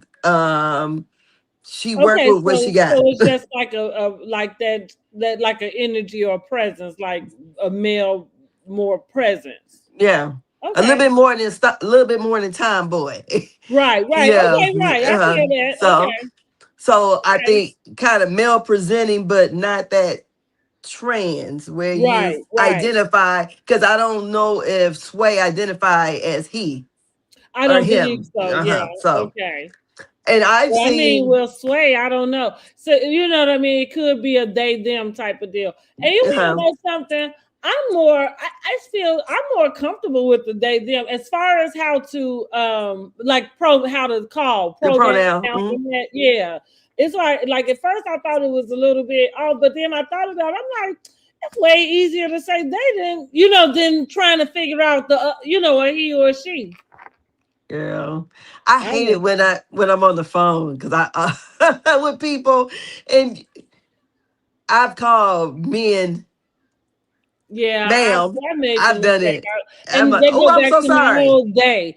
Like that's why I say it's just it is easier to call everybody's day. I'm like, what? I always think of plural. That's why I always so like, what are we doing? Exactly. No, I understand. Or Uh-huh. reference, right? But then that's what made me think about it. Like, oh, it's actually easier to call somebody they anyway, because you like in writing in English when you use they, you're referencing, you know what I mean, a Hmm. person. So yeah, and that's what you're doing anyway when you Yeah. say they. You know what I mean? They over So, there. Yeah. Hmm. uh-huh.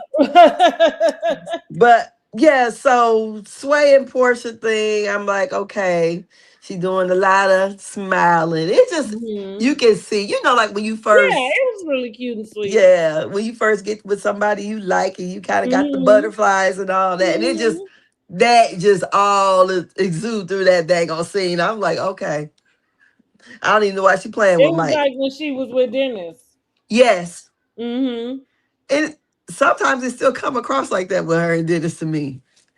It just seems, I mean, just where it looks like they Mhm. have a nice little banter with each other, and it just Yeah. seems like, oh, why don't they get back together? But whatever. So then we have Phaedra. Oh, first of all, before we get there, Sway did ask if Portia had any baby daddy drama. And she was basically saying,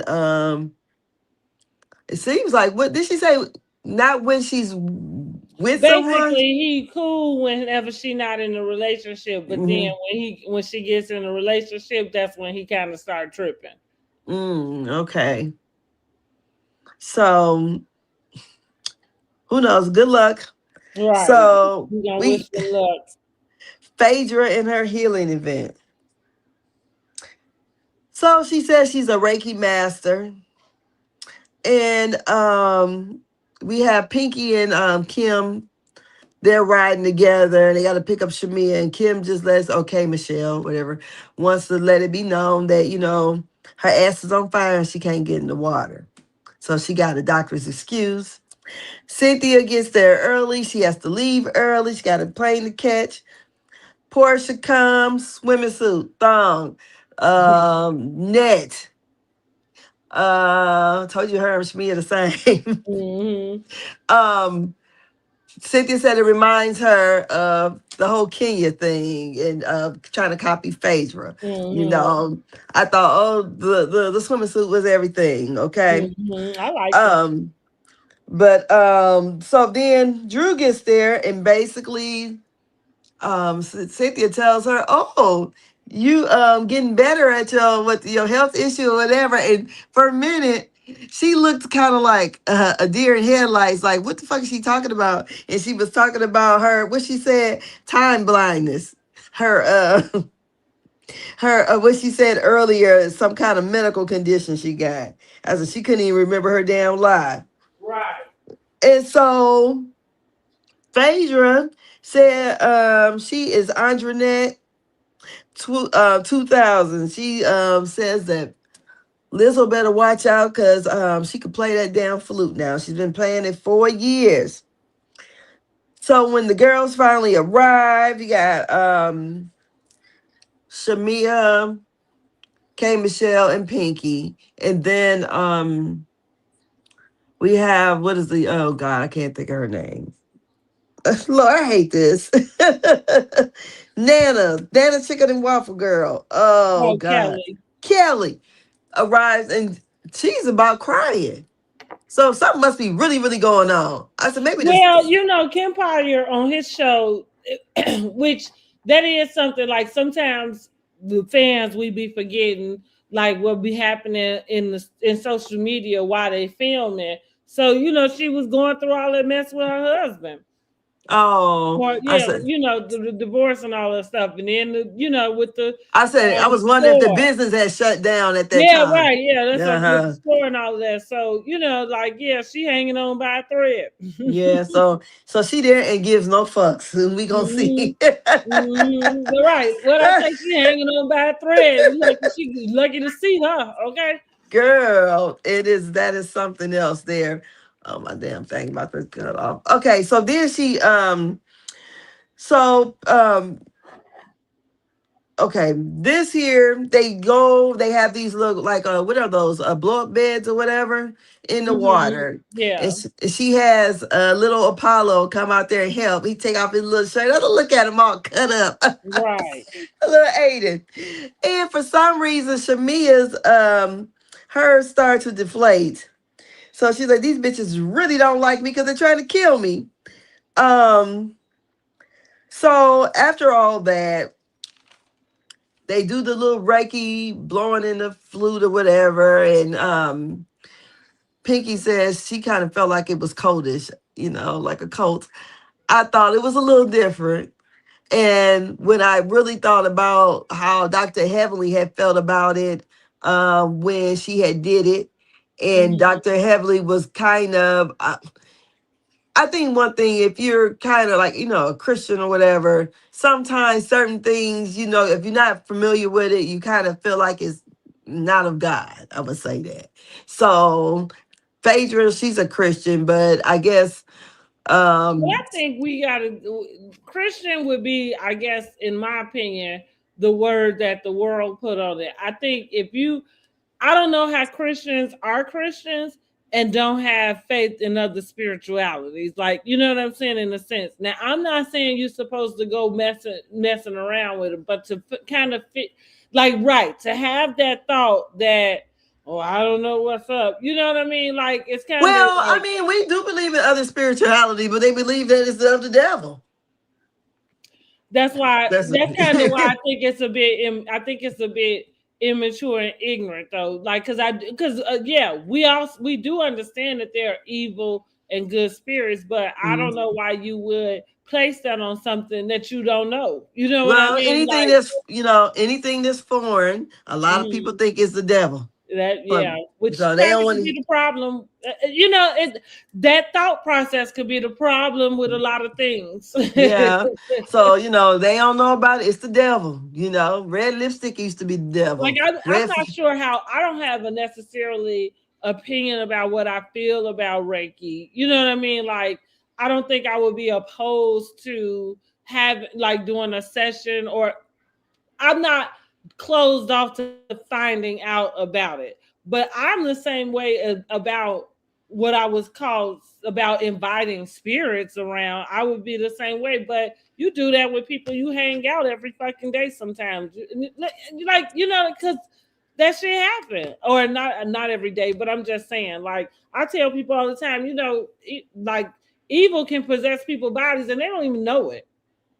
Yeah, I think a lot of times too, depend on like we say, religion or people who actually follow the Bible, whatever, different religions or people That's of what that's what it boils down to, is like, if you are stuck in the religion. religious part, right? Yeah, that's Yeah. been formulated for you. Because Yeah. that's what I So, mean because by, you can, if you believe, then you believe, and you know that it's there's some force. You know what I'm saying? Other forces. yeah. That's like, even So, for me, if I'm dating, I tell the person, like, I don't know that, and I haven't gotten here with anybody, so we'll see if that ever happened. But I need you to believe in something. Like, you can't be a person that's like, and I'm gonna use the word atheist, but it may not even go that far. But like, I need you to have a belief in something. You know what I'm saying? Like, it can't be your own belief in you. You know what I mean? oh, I'm gonna need you to have a higher power. oh. I don't know. I don't know. I don't want to be unequally yoked because you can have a higher power and me and your higher power might not Well, yoke that's what I well. mean. Like, I haven't gotten there yet. So, like, for instance, I think the closest is I dated somebody who was Muslim. For me, that does not align with, you know what I mean, with me, right? Yeah. It doesn't. But again, I would date him because I would certainly not date somebody who's like, oh, F that, you know what I mean? Like, having that type of attitude, like, because even though for me, everything goes back to the same thing, but I am not attached to these rituals about stuff. You know Yeah. what I'm So that's kind of where that doesn't gel with me. You know what I'm saying? Like, because I'm not attached to and when I say rituals, I'm okay with like, if they pray 5 times a day, you can do that. I mean, more of the pork, or you know what I mean, the cover, you know what I'm saying, like, all of the other All things. the religious stuff. Mhm, Yeah, yeah, because mhm. we have people like I said one time I went to a church when I was in the military and I got the hell up out of there because it just reminded me too much of like Jim Jones. I was like, Mhm, oh, mhm. Right, hell yeah, like the no. ritual and all of that, like, yeah. Yeah, nah. Mhm, Nuh-uh. It was already a white pastor, predominantly black church. mhm. And when he said he was going, they wanted to have like a TV burning, like rituals for what? What did Yeah, the TV do? yeah, right, And I was right. like, I was about 19, and I went there. And the girl had on pants, and if girl, them people looked at me like I was some harlot from somewhere. Honey, I might as well have been fucking the pastor or something because the way they were Mhm, looking at me, like, in a face full of not much makeup, but a little bit of makeup on. mhm. But yeah, when you the different religions, like I was telling my mom, some people were talking about like they have to wear a covering on their head and this, that, and the other. I said, well, shit, them be the same people that gonna bust hell wide open too. Mhm. So Mhm. all that shit is not gonna just send you to heaven just because you doing this, that, the other. Yeah, Exactly. yeah. So that's Yeah, no, what I'm. exactly. So that's kind of what I mean. Like, I'm Yeah, open, but it just that has layers to it about yeah. stuff. So, So and that's like I say, sometimes when people do that, I feel like it's a cop out. And what it lets me know you are probably an immature Christian. yeah, That's but the way I I tell you would what, I'm see it. not gonna do. Mhm. I'm not doing nothing to conjure up spirits. Well, So no, yeah. no, absolutely not. Now I'm gonna be honest with you. When I was in high school, I am going back to, there are certain things I have interest in, and what I not to practice, but to have knowledge about. You know what I'm saying? Uh-huh. Like, something like, to your point, most of the things people reject is out of because they don't understand it. Like you Yeah. said, if you seek to have some understanding, no mean that you have to do it or agree with it, but you Yeah. can understand something. You know Uh-huh. what I mean? As opposed to having you just having an opinion about something that you don't even understand. So I'm gonna say this to say witches. I think we read the Constable was what's the book about the witch hunts. But anyway, so I was interested in that, like, oh, because in my opinion, witches was just on cartoons, right? You know what I'm saying? Like I didn't adapt that was something you could do. So I'm saying that to say I would watch a lot of different stuff. Um, I, I'm fascinated by it. I am Yeah. fascinated, huh? Mm-hmm. Yeah. Yeah. So I had but I ain't never did it. We went had a sleepover. The cheerleading team. We had a sleepover, and I wanted to try a Ouija board so bad. Oh Lord. Well, yeah. I mean, but I ain't touching no more after that. I can't tell you if the thing moved on its own or not. What we did do is throw that sucker out. So when you were in high school, was the movie what movie was that? Craft Out. Okay. Yeah, yeah. Oh, the Crucible. That's what that book was. The Crucible. But that was a book all about the Salem Witch witch trials. trials. Yeah.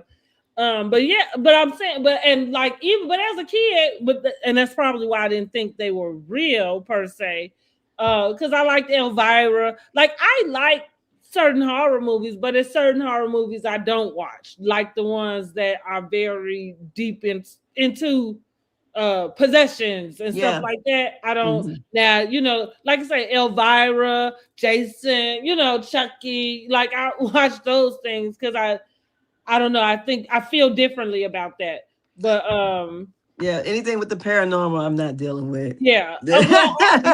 I have watched Amityville, but that's it. But see, Mhm. I only watch that. That's for me again, because when I know something is real, then I want to know more information about it. So that's kind of Yeah. what got I me mean, I interested. watched it before. Mm-hmm. Amityville Horror, the first one. Yeah. But the possession of Emily Rose, I believe. I Okay. didn't get I through don't that think I one. got that. Yeah. Yeah. I ain't gotta watch it. Yeah. No, Yeah. that was wait a minute, that was Exorcism of Emily Rose. But I ain't got No, yeah, I didn't watch that. I I ain't didn't got even watch there. The Exorcist because it's funny because I've always liked horror movies. So every person would always say, "You should watch that." I'm not watching Yeah. that shit. Because I watched it until like the girl kept waking up at 3 a.m. And then why my ass kept doing that for like the next three Oh or four God. days. I'm like, what the hell? Yeah, see, no. Yeah, so No, no. I did good to do Poltergeist, and that's because I ain't know no better. Because like some stuff I just watch. You Well, know I what I didn't. Yeah, mean? I had no problem with Porter guys because it just seemed not real. But Yeah. when they deal with stuff like when we talking about Somebody possession, coming on the screen and they trying to, speak words to get some nah, spirit out of somebody. No, yeah, I totally agree. girl. That's Because honey, when they do that at church, I totally agree. girl, when And they do it's that at and church, that I'm goes getting back up out of to there. like what we're saying about my spirituality. I for sure believe that you have to protect your eyes and your ears. You know what I'm saying? Like for sure. But that's where like we talk about discernment and stuff. So that's why I mentioned that. That's the reason why people probably don't like to like debate with me in a sense, because like somebody who would say what Heavenly would say, it's kind of like you probably let demons into your life every day without you even knowing. You know what I'm saying? Like you might be talking to one right now. Especially when you get the spirit singing, we drinking and all that. Get a Yeah, different nature of the you spirit. know what I Yeah. mean? Like so, like But it's I kind of think like it's just people a gotta know better. yeah, but I But think it's it's just okay to not to. I think the proper way to say is that I don't know enough about it and I'm not comfortable. You know what I mean? But to act like I don't know, like I say, it feels like an immature Christian. oh well. And I heard something the other day, which I said I'm gonna keep this on my mind when for the Bible told us and the scripture belters. The devil knew the Bible too. Yeah, he did. Yeah, he So, did. He could quarter better than we can. So yeah, he was there. He saw it. mhm, And he still got a third of the angels to follow him. okay. And we ain't seen nothing. And we just going by faith. Mhm. You know, so Mhm. it is what it is. But yeah, they did that, and then evidently it didn't work. It did not work. Honey, well, Um no, they conjured something. Yeah, they conjured some spirits, honey, but it ain't the spirits. It wasn't the spirit of this was spirits of I don't evil, deception, um, and everything else. Phaedra might need to go do her last class or something. You Yeah, she didn't know, get her certificate for this. But anyways, so the the meditation was over transcripts with. on hold. Yeah, because the meditation was over with. They went to go eat, and that's when K Michelle said she come in peace, and she basically wanted to state her case. And she had four different things that she has stated, which black was the fourth, but then her and Drew had their back and forth. Mhm. God can't help it. Drew and that goddamn on baby's hair was getting on my fucking nerves. I'm like, Uh-uh. oh my God, I hate that hairstyle. And I really do. I hate it. It just got on my nerves. I'm like, what the fuck? And you got the nerves talking about somebody else's hair? And I did not like it. But Drew, I understand where she's at with that. I think K Michelle is reaching with Drew. But the situation of how she kind of came to where she was at with Portia, if you think that way, if you think people are going to get you, so then every little breadcrumb you picking up. And I think what did it for me is why is the man calling you to tell you what Portia had to say and say that because to me the man sound messy, but to say that she always is taking somebody's man. And I'm like, what in the hell is going on Which here? is such a lazy, reoccurring theme, right? You know what I mean? Like, Kay, you got better brains than that. Like, you could come with something better. But the thing of it is too here, because like I said, I can't wait till we get to the next episode because I'm tired of damn fucking Angela. For real. I am. I feel like she ain't got shit going on, and she really coming for poor Shamea for whatever reason. You're part of the core four. Let Portia tell it, but you keep sneak dissing Portia in the fucking confessionals, and which I don't like. And I hope that Portia calls her out on that shit when they come to the reunion, because you keep Mhm. sneak Well, she dissing. is, and I get what you're saying. She has, because every time somebody mentions it, like she said, "Well, are you surprised?" You know, and I'm like, here's where I'm at. Outside of Simon, I'm not really sure who of the husbands y'all might be referring to. And we know Claudia feel like she got the tea on that, and she, did everything but slit her wrist and pour the blood out to get it to Only her. thing I would say is R. Kelly, because she put it in her And book. here's this is the thing that really kind of bothers me sometimes with the girl on girl, these women, and at the age that we are, is it at all possible?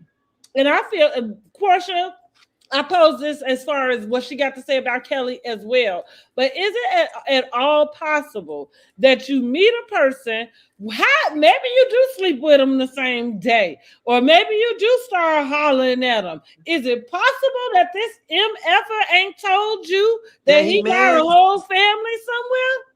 Nobody ever heard of that, huh? Yeah, You know, I like sometimes when we going back and forth, though, and I have to remind myself, like, okay, I guess it's just gotta, be this way. But it feels like even though the episode was interesting, I guess entertaining. as far as the theatrics, Yeah, the subject matter was so like low level. Yeah, it's just so low level. I'm lowbrow. tired. I'm like, because why are we arguing about this? Or who First of you all, sleeping with, yeah, who because you, first of all, like, what the Kelly F? is Your whole business is going up in shambles. How the hell you can keep up with her? So who the hell somebody dating and whose husband it is? How the fuck do you know that? well, I That's why think your business is going down there. but I think it's because whatever they did last season, right? Mm-hmm. It seemed like they were cool. Mm-hmm. So what I don't know what the play was this season for Portia to do that. Okay. Mm-hmm. Yeah. So No, I agree because and again, Portia being my favorite, I'm not taking up for the move she pulled either. Like I think that was low. Like I think this whole subject matter is lowbrow. To your point, yeah. so and because I was sitting there thinking when it when it happened. Well, let's get on to it. When it got to Kelly, Mm-hmm. because K. Michelle said that Portia has the spirit of exposure. So, Which what the fuck does that mean? well, I guess she said she's out here exposing people. She said because at first sit down because okay, first of all, I would say this whole thing lets you know these folks ain't never been friends, no kind of friends. They only was on here trying to do whatever they trying to do. Because I'm sitting here like, okay, y'all let us know y'all really didn't know each other at all. Well, I And knew then that anyway. yeah, but I thought I feel like I didn't think they were that's friends. always my go-to. I am like I've been watching these housewives way too long. Yeah, but I didn't think To, they didn't. I didn't think that they just if you, didn't know each I would other. say, as much social media go on, you know who are friends, especially when y'all live Yeah, in the but same type of place. exactly. But I thought at least they would have been probably, like cordial or in the same circle of friends or a friend that knew a friend. But seems like those girls. Okay, I'll put it this way. The Portia gir- friend with Shamea. You don't see Portia besides with Lauren and her yeah, no, family. no. You But don't I'm see just her saying. hanging with nobody. No, no, no. I'm Mm-hmm. just saying, like, if they're only because she just basically said, I didn't know you before that. Mm-hmm. So I was thinking they was least in the same circle of people that they associated, where I associate with this person and this person knows that person. But so for the producers to bring And this girl I over guess here, the exes are the only 6 degrees of separation. yeah. Because So I'm sitting here watching this, you don't and know her, but you know she slept with your exes. Like, I see, don't know. like that sound like bullshit, right? Like it really sound like if it's funny, you know how they tell you about how sometimes like the projection, like a person might accuse somebody of something that they doing. Uh-huh. Girl, my Like that, thing about to like die. again, that's why I say I'm at the point now where I think K. Michelle might be playing with all of us. It's something going on, but it's Yeah, she might be irritating. playing with all of us. Yeah. Look, I'm looking for a dang old thing to plug into. Uh-oh. Maybe I use my laptop. Okay, we'll just use the But laptop. yeah, I'm calling bullshit. And especially since you don't want to say who said, like again, looking at a bunch of 40-year-old women, kind of cackle like that. It's ridiculous. Don't even and I said this a couple weeks ago. Because let's just say, fine, let's say Shamea didn't say nothing. It's not Shamea that is kind of egging on any of this rumor or whatever it is K. Michelle's gripe is. Yeah. But if it is somebody who called her up, like you said, specifically that guy, I agree with you. That's messy. And I don't know why you don't have your own brain, like to kind of say, um, hey, why are you calling me with this? You know what I mean? Like, I'm married. That doesn't matter. Like, you going to literally call me to kind of put a battery in my back to go, to go talk. And you look crazy because you got a whole husband. Yeah. Like, and that you just married. Because, again, we're not talking about you been married for 5 and 10 years and somebody trying to make it seem. No, girl, like that. That's probably why you so pissed off because like I said, clearly you got something still going on with the man because you just married this man 2.5 seconds ago. And then you're talking to the guy on the phone still. Right. Well, maybe they do that. I don't know. Yeah, well, it sounds real crazy to me. But Yeah. even a relationship, I don't know. Like when they was, I've never really bought into their relationship. I'll say that, and I'll leave it right there. Now he keep popping up, and I guess maybe, you know, he don't have too many more options or something. You know, all of the like I said, she gave this whole elaborate You don't think story. that he don't have too many options? I mean, he keep hanging around. And listen, and out of her own mouth, see, that's what I'm saying. I think she says things like she was doing this interview with Jason Lee, and she expressed how she was dating somebody else, engaged to this other person. I can't remember what this person did, and they broke up. And that's it. She turned around, but she was dating a guy to make Cashton jealous because he wouldn't step up in me. It was like some crazy fucking bullshit. Like real talk. It was crazy. And I'm not saying that it wasn't true. I'm just saying it was real chaotic. And I think her expressing it, I think she thought that it sounded like some romantic end to something. And it just sounded like a bunch of chaos. And it really sounded like you wanted to one up, you know, the on the housewives, or maybe one up yourself. You know what I mean? Because I think she does have very deep low self-esteem. And I think like going back to the idea of what the housewife should be, it being upper echelon, you kind of, you know, dug yourself from out of, you know, like whatever this hole is, and now you kind of in this place where you arrived, you know. And so with that, you went and got the husband. You know what I'm saying? Like y'all barely even live together. You know, like I don't know. I was just sitting there shaking my head when it came to K Michelle. And like I said, now I'm just thinking she got to be playing with all of us. She got to be playing with all of us because you cannot be this you cannot be this dense. Because Porsha said you too sensitive for me. I was all the way with Porsha. I was too. I mean, that she's too sensitive. If that's her gripe, well, you got your mind made up about it, so right?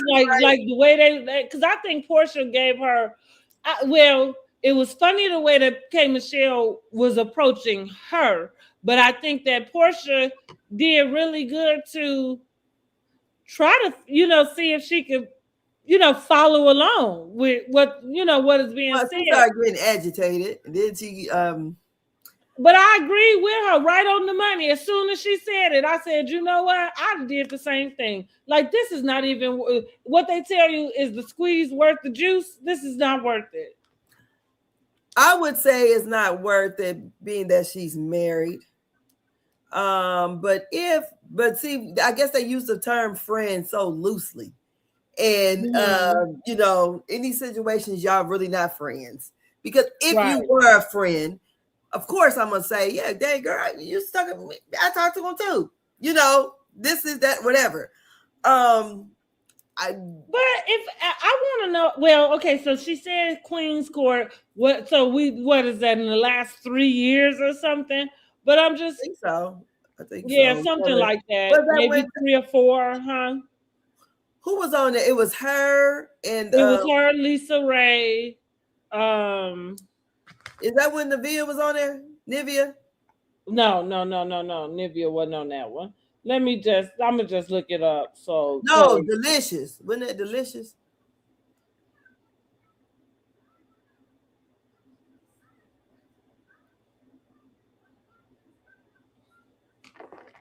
The hell is this? So it was oh Lord. So it was Lisa Ray, Delicious, and K Michelle. Yeah. Lisa Ray, Delicious, and K Michelle. So and that was this last season, 24. So 2 years ago.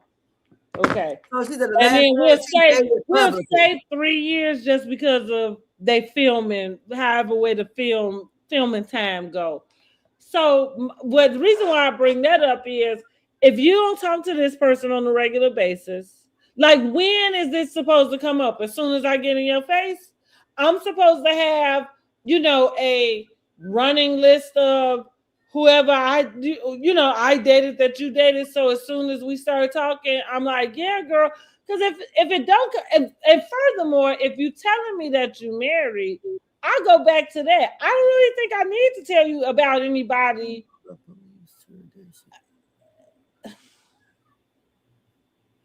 I don't think I need to. I feel like you made your choice, right? You don't want that man no more. You want the one you're married to, right? Exactly. I don't know, right? I don't know. She was about to get hyped about R. Kelly, so I don't know. I think Kay is off a rocker. I mean, or maybe these. I think the interview. Maybe they all antics for real. Yeah, I seen an interview with Lil' Kim. Somebody brought back up. I think she was on the Breakfast Club, and saying how Lil' Kim was basically talking about K. Michelle being, like, crazy, nutty. She said, I only met her once and talked to her on the phone a couple times, and that she thought she was supposed to be the godmother of my child. Yeah, It's like, listen, I'm like I said, like this whole story and this whole like you didn't tell him and the way you trying to like you really are making this thing, but I'm also a lot interested in the energy approach. You know what I mean? I said on Kempire, like, yeah, she she tiptoe around Porsha because she don't think she'll drag your ass. You know she will, right? Like even though she is practicing no dragging, but I'm saying that drag across the stage with King and Moore is a solidified, bona fide promise. If you fuck with me, you will get dragged, and we're not pretending around that. Yeah, so like, I'm more interested about the fact that she had like she kind of tiptoed around that, and then when it came to Drew, which neither one of them are holding any weight, and I don't really know why you like. I'm not even sure. Well, outside of you picked the weakest link, in your eyes, right? Like you ain't gonna go up against Porsha because she gonna whoop your ass for real. You know what I mean? Like if girl, look, Lil Kelly ain't worried. Well, that's why we like Kelly. You know what I'm saying? Like, she should not be. Like, that's the thing. Like, why? Like, if you got the energy on Twitter, if you got the energy in your confessionals, where is it now? And Cynthia had a clip. I think they was talking about the episode, and listen, Cynthia, I love how you just try to be so empathetic, but this is the part where it was said that you didn't have a backbone, right? Mm-hmm. Like sometimes you cannot agree with every single person. And so she's saying how she could really relate to K. Michelle and her need to process. And I'm like, bullshit. Like, first you can't relate to K. Michelle because you ain't even been through what the girl been through. You ain't shook no tables. You ain't accused your friend of stealing your money. You know what I'm saying? Like, so and so one of the girls happened to mention the things that happened for K. Michelle to react that way. I think she threw candle holders at Rashida, and so like she said, well, so and so did this and so did that. All she did was validate the point that I made about K. Michelle 3 weeks ago, which was she has one button and it's anger. I never watched Love and Hip Hop. Mm-hmm. So she actually was throwing things. Did the things land and hit the people? No, they wasn't. So like you said, well, it's kind of a catch-22. I don't necessarily think that it was for the show, but let me tell you, they kept bodyguards on their sets. Okay, so no, it wasn't for the show. These people really was getting into it.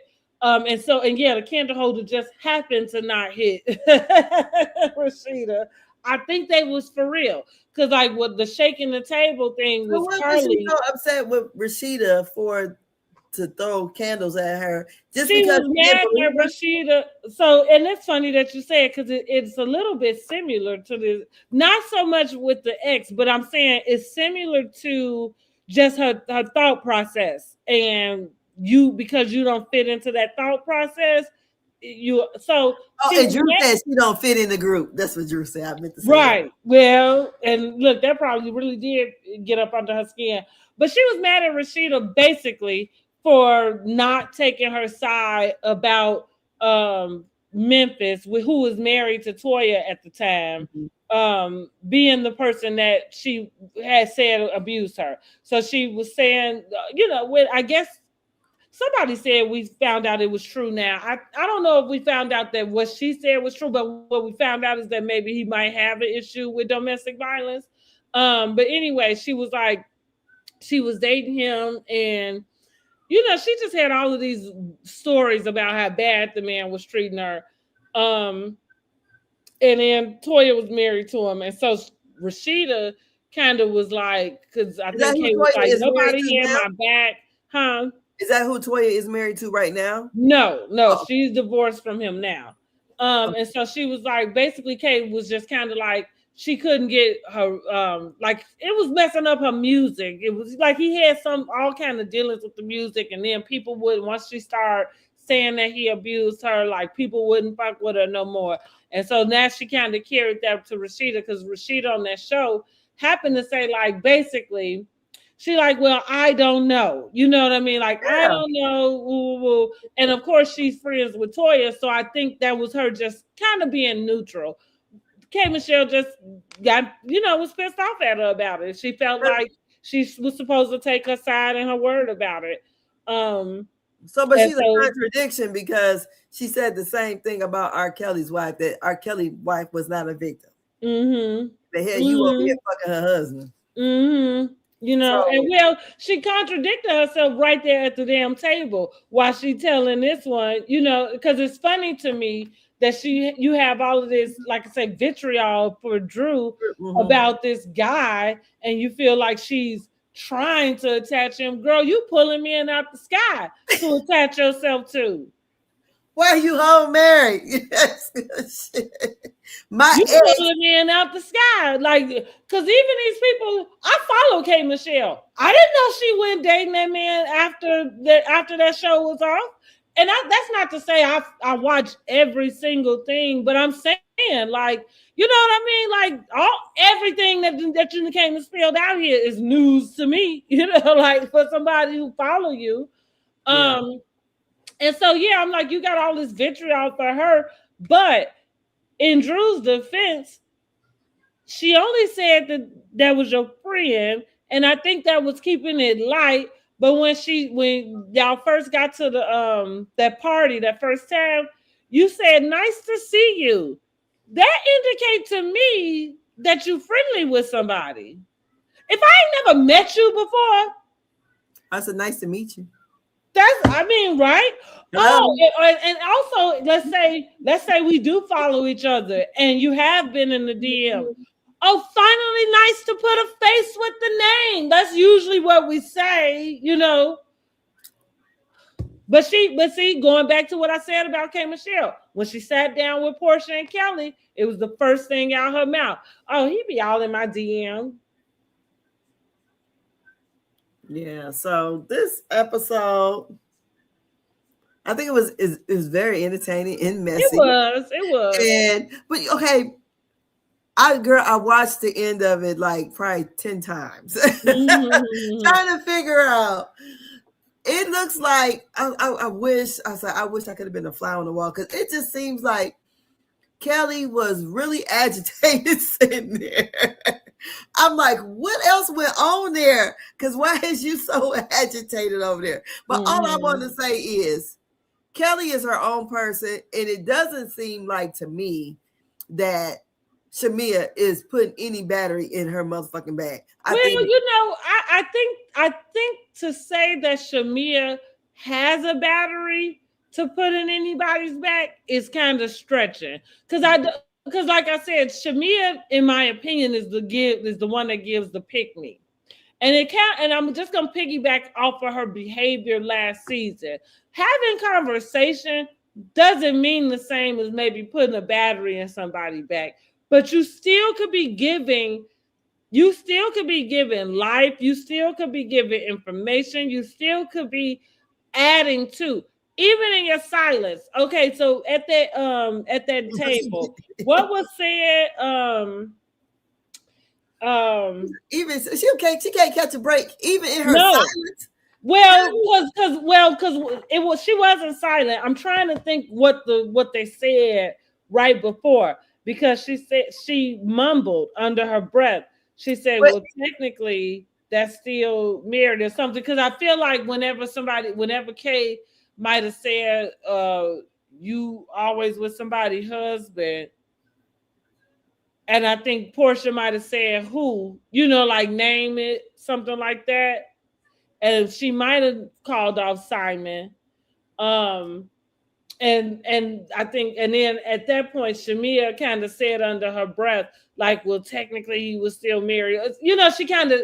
I'm gonna go back and I'm I gonna had to watch rewatch. it because I didn't catch that at all. Yeah, no, that's what I said. I really am just for that. Just for that. As a matter of fact, I'm gonna record it so I can post it. I'm gonna record it because she did, and I caught it because, like I said, that because I'm already kind of feeling like I that. know she was making faces at Angela because when Angela said she mentioned Shamea, and she said, "I take accountability for that," and she just kind of rolled her eyes with that because I just feel, just far as the whole, I don't understand what Angela has for Shamea because it don't make sense to me at all. Yeah, I think it's just an easy target also because Shamea, I don't want to say she is a pick me, but you definitely even have if all. she pick me, but it just seems like to me Angela is one too.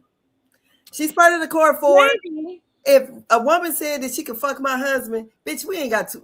I'm not gonna just say it in the confessional. I'm gonna be fucking little Kelly. Now I can understand that for sure. Yeah, I can understand that. But I guess like the weird thing is there is a line drawn in the sand. I'm not really sure. Now it's funny because I guess that would be Porsha putting her in the core four. I don't think Angela is interested in being in the core. No, four. Porsha put it in it because she put the it's she got this it's, I think it was on Twitter or whatever, but No Chaser had it up there about when Shamea says something about the ladies being go naked models, and she goes, "Yes, they go naked models," and something about you can't basically hate from outside the club. Oh yeah, I got that screenshot. I did see that. And she said unknown. Unknown. You can't hate from outside the club or something. Let me go to it. And then she said something about the core four. Like, yeah, that was a good one right there. I'm like, the core four. It seems like the core should just be her, Phaedra, and Cynthia. Point blank. Oh, I didn't get that. I guess whatever that core four is. Yeah, I didn't see that on that. So it's all on that No Chaser. So I just okay. No Chaser put that in. Porsha didn't do that because my screenshot I screenshotted it from Porsha's page. She didn't have. She mentioned something about core four because they have another. You talking about on the interview? No, it's if you go like slide it, she mentioned something about the core four, and they have all the four of them up there. And I'm like, damn, they got a core four now. So we doing the Married in Medicine type deal? Because to me, Angela should not be a core four, nothing. So no, I'm not saying Angela is put herself or want to be. Well, I'm gonna say she wants to be with the cool kids. Yes, I am. It feels like anybody would, but no, but not when you say to me personally. I would be cordial with Porsha because we on the show. But just because you said that, and I made a big motherfucking deal about it, I made a big deal about Phaedra shit last year, but all of a sudden now she's coming for Shamea, and it just makes no sense to me. Because it doesn't. It makes no sense. And that's the way I'm going to leave it, because Shamea doesn't take accountability. Accountability for what? Well, listen. So I'm gonna take up for Angela in this. The reason why I say this core four thing, somebody put her in there. I think Angela is perfectly fine if she had to be on her own. Now, okay, that's fine too. Now, I think her and Drew have, formulated their own whatever friendship, alliance, however way we want to look at that.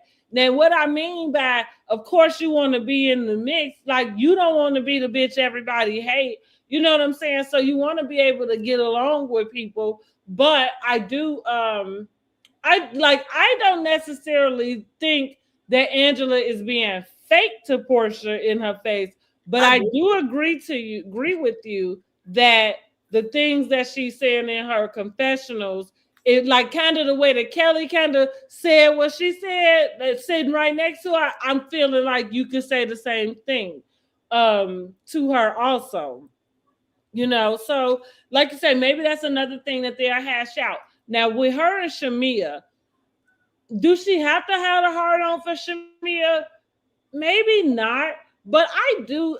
Listen, like you said, Shamea can't catch a break. You're right, because she gave a half-ass like apology on the YouTube. Like she's not really answered to the debacle of her friendship and the fact that she did create Angela. That's between her and Porsha. Porsha already said. Well, okay, so this is the reason why, and I think Angela has said it, but and Shamea has said that. Shamea, when she repeated it, she said you did contribute to it, yes, and it's like, huh? She did. And so what Angela is saying, because this is the part about Shamea, and this is why she's not gonna catch a break, and what she don't understand.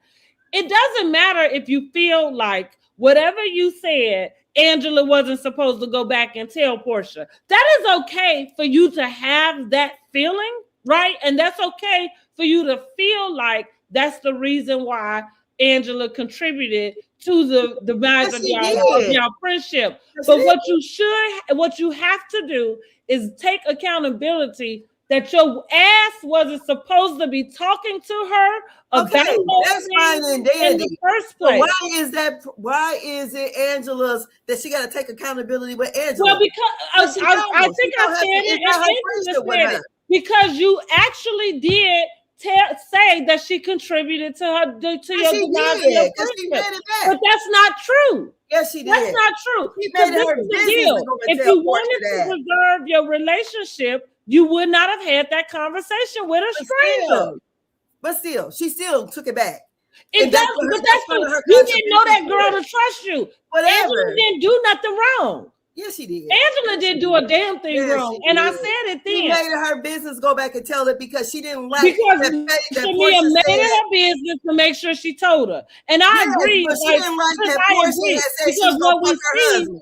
But listen, what we see from Shamea is she does seem to have a hard time speaking up, and I'm not saying that this was supposed to be I'm not saying that Angela was supposed to be the one to go and speak up for Shamea. That's where she was wrong. But here we go again. We on a show. You come on this show knowing that you and your friendship will be addressed and will be attacked. And the first thing you do in that pick me energy, trying to make sure you can't get somebody under your wing, is go and confide in somebody who doesn't owe you a motherfucking thing. Who is trying to make a name for herself the same way you did. You gave her the information. Okay, and listen, and again, that doesn't mean that Angela was right for going to say it. But what I am saying that is totally not right is that all came from Shamea's mouth. That is the source of it. And so she has not said, you know what? Because that's what people do. And I was gonna say, I was gonna call her. Why say it to Angela? Who the fuck is Angela to her? Nobody. That's why she didn't have no business telling her that. But still, that's what I'm saying. But we're talking about season 16 into season 17. I can see it is leaning into that, because if you think this is like, that is a problem. And so I'm gonna go back to, maybe it's a Chicago thing, because no, you're not gonna put some blame on me about something that you. Okay, I'm gonna give you an example. I'll give you an example. And I mean, my brother's wife got mad at me years ago. She didn't go out, whatever. She met this girl at her job. They got really close, and I think they had birthdays together or something. So the girl decided to throw a house party. She threw a house party, and she got strippers there. She had female, male. We go over to the house party, whatever. We doing everything. So I feel the whole thing was because I was taking pictures or something. Like I say, this is back in like 2010 or 2009, some shit like that. So we're not even posting, on Facebook or Instagram. None of this shit even existed. So anyway, she ended up getting mad. At some point, she got mad at me about taking the pictures. Well, I thought I was just taking pictures to, what I mean? And I'm not a tasteless person. So what I'm going to say is they weren't like tasteless pictures. So I wasn't taking pictures of his penis or anything like that. But just like what I'm saying? It was her birthday. It's the first time she was doing that. I thought I was participating in her celebration and giving her something that she would remember. What I end up finding out is somehow, for whatever reason, her husband, my brother, while he downstairs with the female strippers, is somehow, I guess, upset about whatever is going on upstairs with the male strippers, right? But that's what I'm saying. You're going to use me as the scapegoat? Not going to work. And so that's kind of, again, is it something that's petty? Is it something that maybe they could let go? I guess, but it can't be no different than you talking about, than you trying to tell a 44-year-old woman who the hell she's sleeping with. It can't be no different than that. It can't be no different than every time y'all have an insult for Porsha, it's she sleep with everybody man. It can't be, and it sounds, here's what I get to. But what not that you're supposed to sleep with everybody man, but you jealous? Because again, even if she is sleeping with somebody else's man, ain't it his problem? Ain't it his problem to keep his dick in his pants for his family? Is it like, I'm not understanding what kind of power they think this girl got? I'm not talking about Porsha. I'm talking about Shamea ass. But I don't know, like Angela is not taking accountability, and that's what I'm saying. I mean, but who the fuck is Angela? If me and my because friend, you don't blame something like that on somebody, because nobody's talking about it. She keeps talking about it and wants to bring it up. She already told her to her face she felt like you. Well, okay, now, we do know that I think that in that aspect, Angela is trying to force them to have a conversation. And I feel like that, I don't know if this is producer induced or if it's just her, you know what I mean? Like on her own, being messy, bone collector or whatever. But I will say this, it is getting a little bit like we in the 7th episode. It's a bit much or drawn out that these two people will go as far as to stand right next to each other, but don't speak. Ain't even said or told the group how they're moving forward in the group. I do think that's weird. And so maybe, to your point, maybe that's why they keep coming up in a sense on her end, is to try to fortify this conversation. At some point it happens because we know that Porsha won't even call her by name. So she's friends with Porsha and she's on that crew. Why don't she talk with Porsha about it? I feel like every time she talks with Shamea about it, she's attacking her. And if Shamea already looked like she about can't handle it, leave the damn girl alone about fucking Porsha. She don't want to talk about it. You don't talk to Porsha about it because it ain't nothing to talk about with Porsha.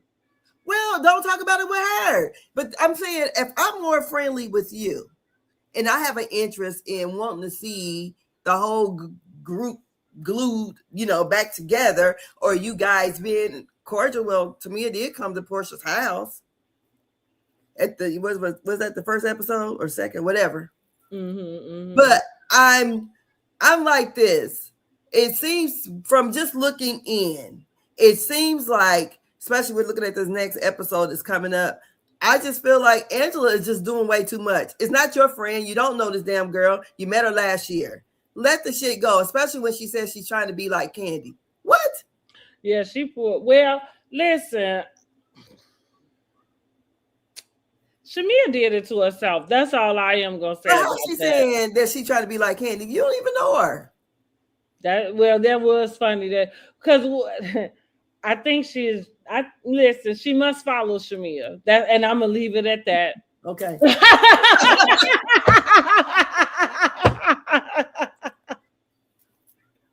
You ain't got nothing to say after that, right? She follow her. I mean, but damn.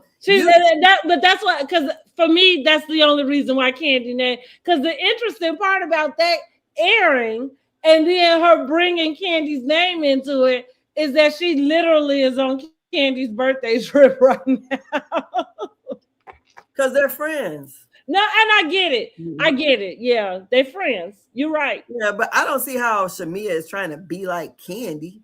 I think, well, because we've already established that she's a pick-me. So I feel like anybody that she's around that has whatever. I think that's the association and so that's the reason why I said, like you said, she don't know Kandi. She don't know their dynamic.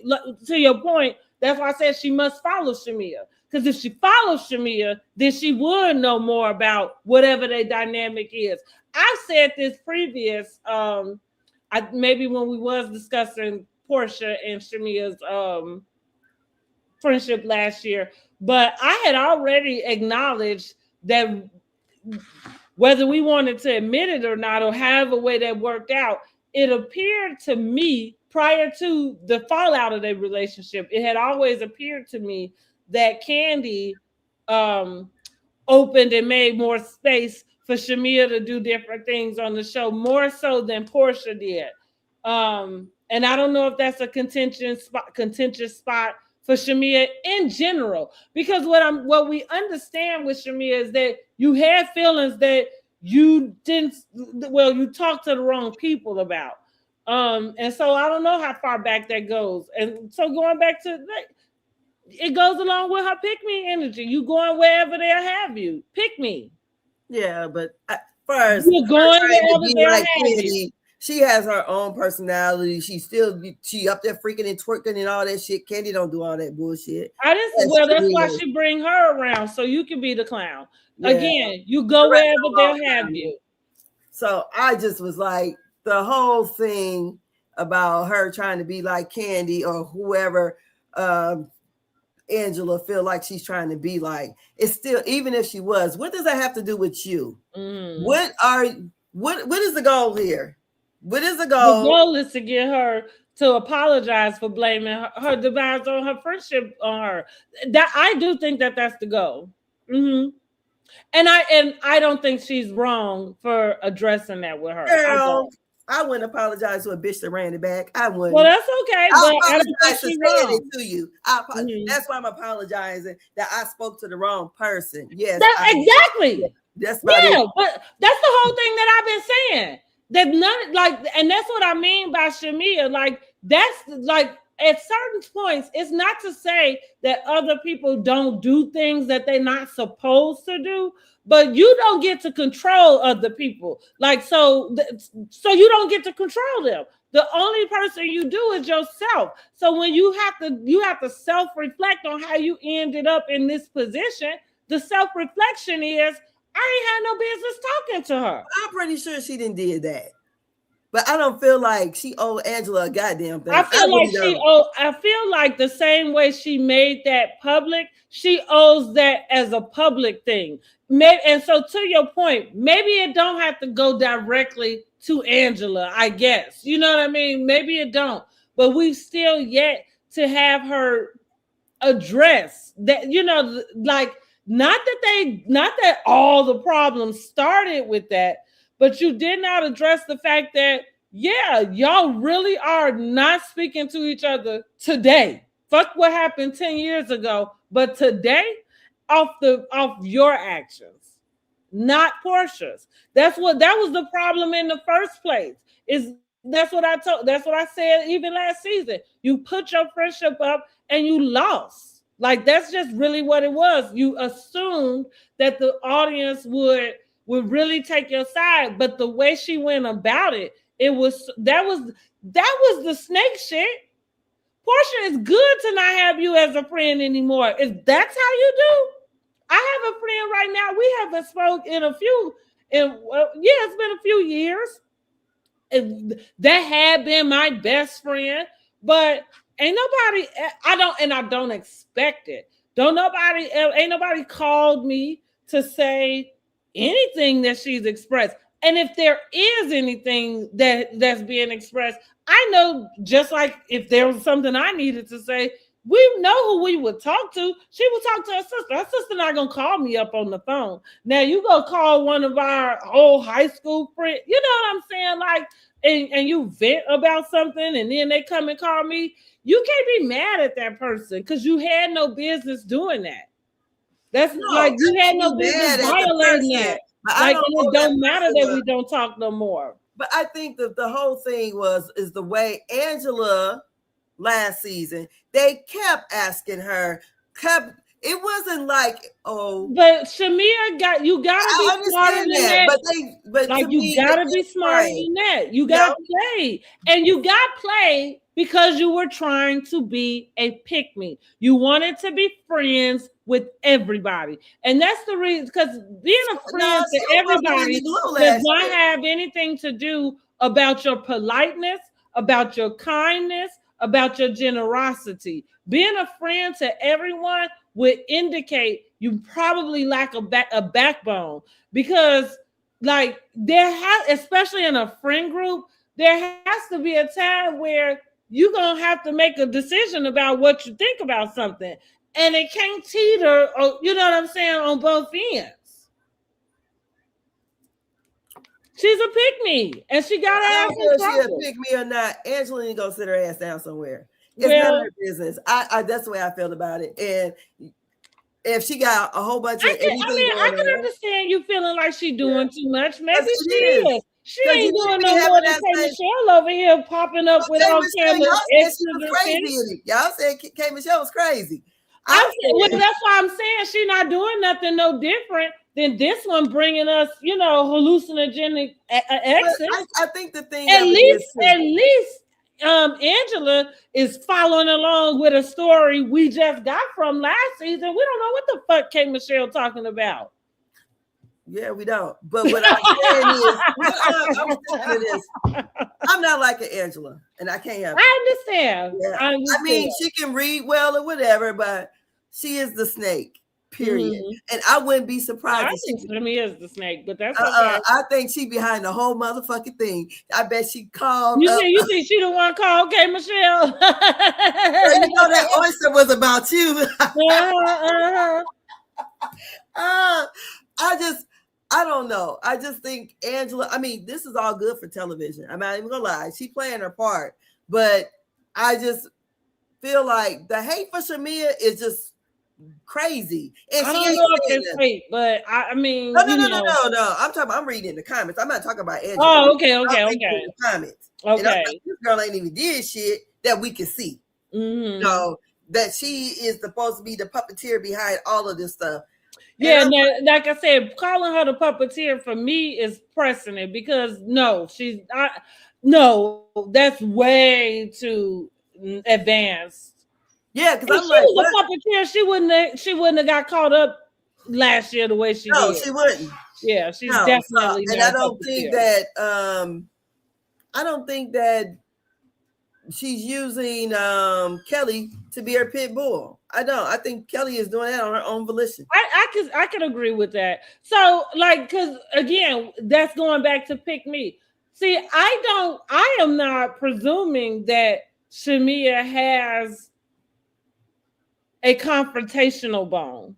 Mm-hmm. That's because, to me, even if you was doing it on the sly, it still would require you to want to be confrontational. You know what I mean? Like, and clearly you don't. That's the reason why you having such a hard time kind of even taking that back, just to get her to shut the fuck up. Because you could just do that. Because, again, ultimately it is your fault, right?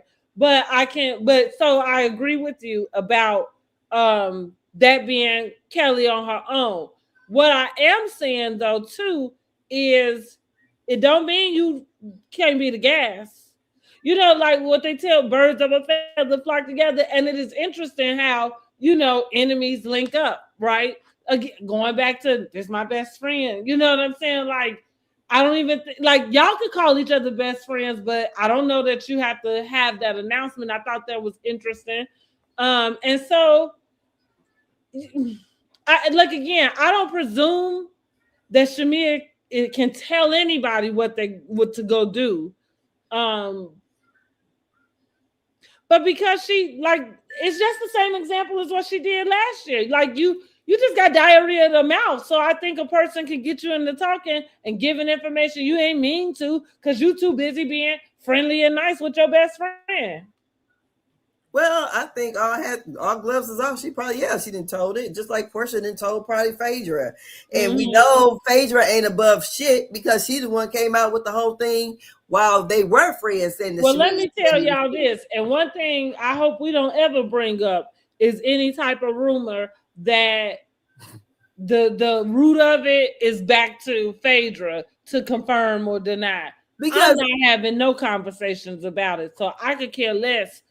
Also, did you see Kelli had to come out and make a statement? Oh yeah, I did see that for her. Like, if people touch grass, please touch grass. Leave these. Yeah, that's what I'm like. But that's how we ended up with the current president we got. Because are you kidding me? You gonna let somebody like? But that's what I'm like. It ain't even worth the conversation. This should have made it to the cutting room floor as far as I'm concerned, because I'm not talking about anything that Phaedra got to confirm. Yeah, because I'm like, come on now. Come on.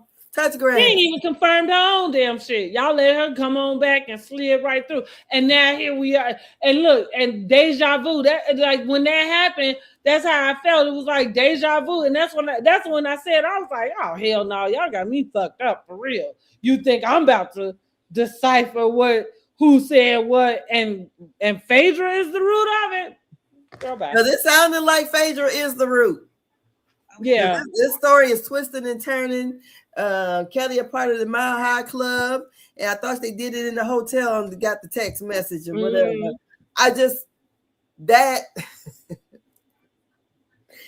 to me, I said, oh God, here we got the candy situation going again in the dungeon. So, but leave the dang on pastors alone, y'all. This is entertainment. We ain't got to be the internet spies to figure out which pastor it is or is not. They said over on Campfire, no, it wasn't Kim. No, it was on Carlos King. They said they think it's Pastor Troy. I don't even know who he is.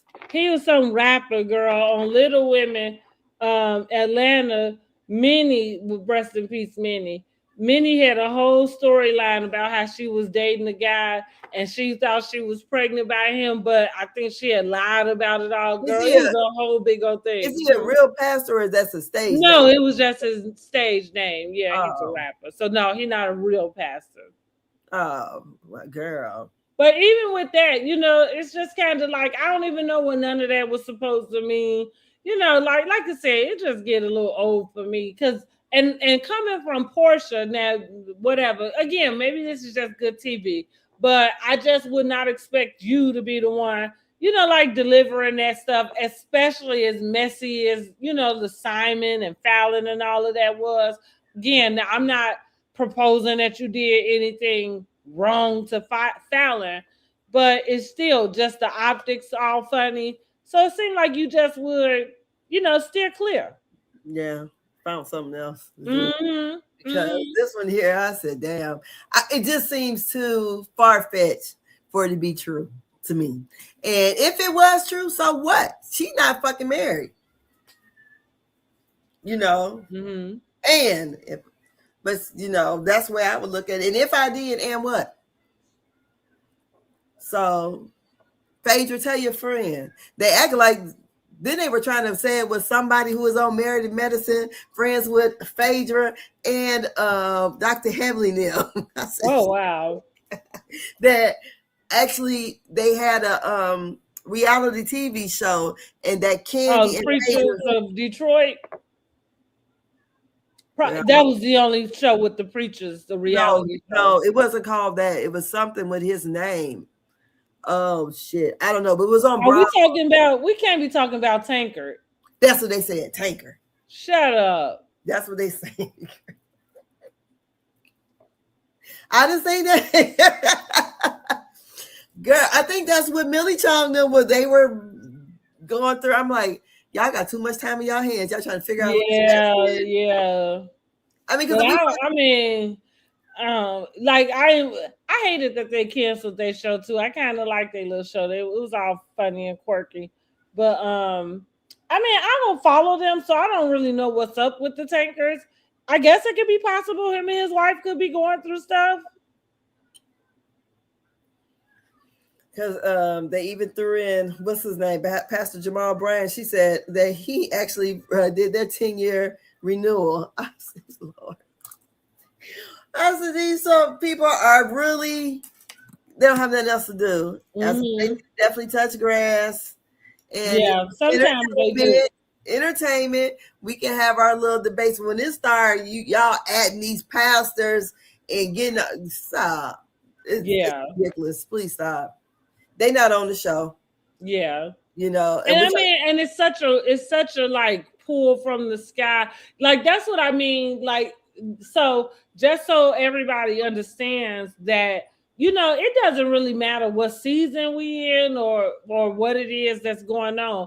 I generally keep the same idea because that's what it goes back to Claudia with the African who bought her the car thing. You know, it's like this thing that you holding on so hard to, and it's just like, what is the purpose? You know, and so the same, like, we didn't care about that person's identity. And I don't really care about this person's identity because again, if she, I don't know, married or whatever, if it come out, it come out. We'll find out if the man married.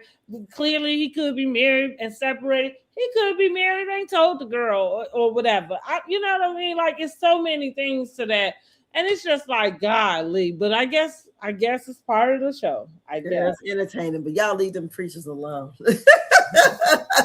They can't even get their next Sunday sermon together. They got to get in Kelly DMs and say, hey, Kelly said she's trying to make it to heaven. Right. But yeah, I thought the show was, I thought the show was good. I enjoyed it. Like I said, I watched the end. I'm going to go back and watch it and see what Shamea had said. But because she did. She said it under her breath, like, that's still married or something like that. It was. So and see, and like I say, like, see, I got my own. So they left us on a to be continued, right? Mm-hmm. So we did not really get any of the what's coming up at the end of the show. So we just got a little clips today. So in the clip I saw was Shamea and Angela sitting down talking. So I don't know how that's gonna go. Yeah, it doesn't seem like it went well at all. Because what was the purpose of it? Uh-huh. Oh, that's because Cynthia said they probably needed to talk. Is that why? Mm-hmm. No, I think it's gonna be two teams. That's what it is. That's what it seemed to shaping up to be. And Carlos King has said that, was that on Carlos King's show? Yeah. Somebody said that Kelly might get first chair. Her and Porsha. Hey, do I have any first chair predictions? I don't right now.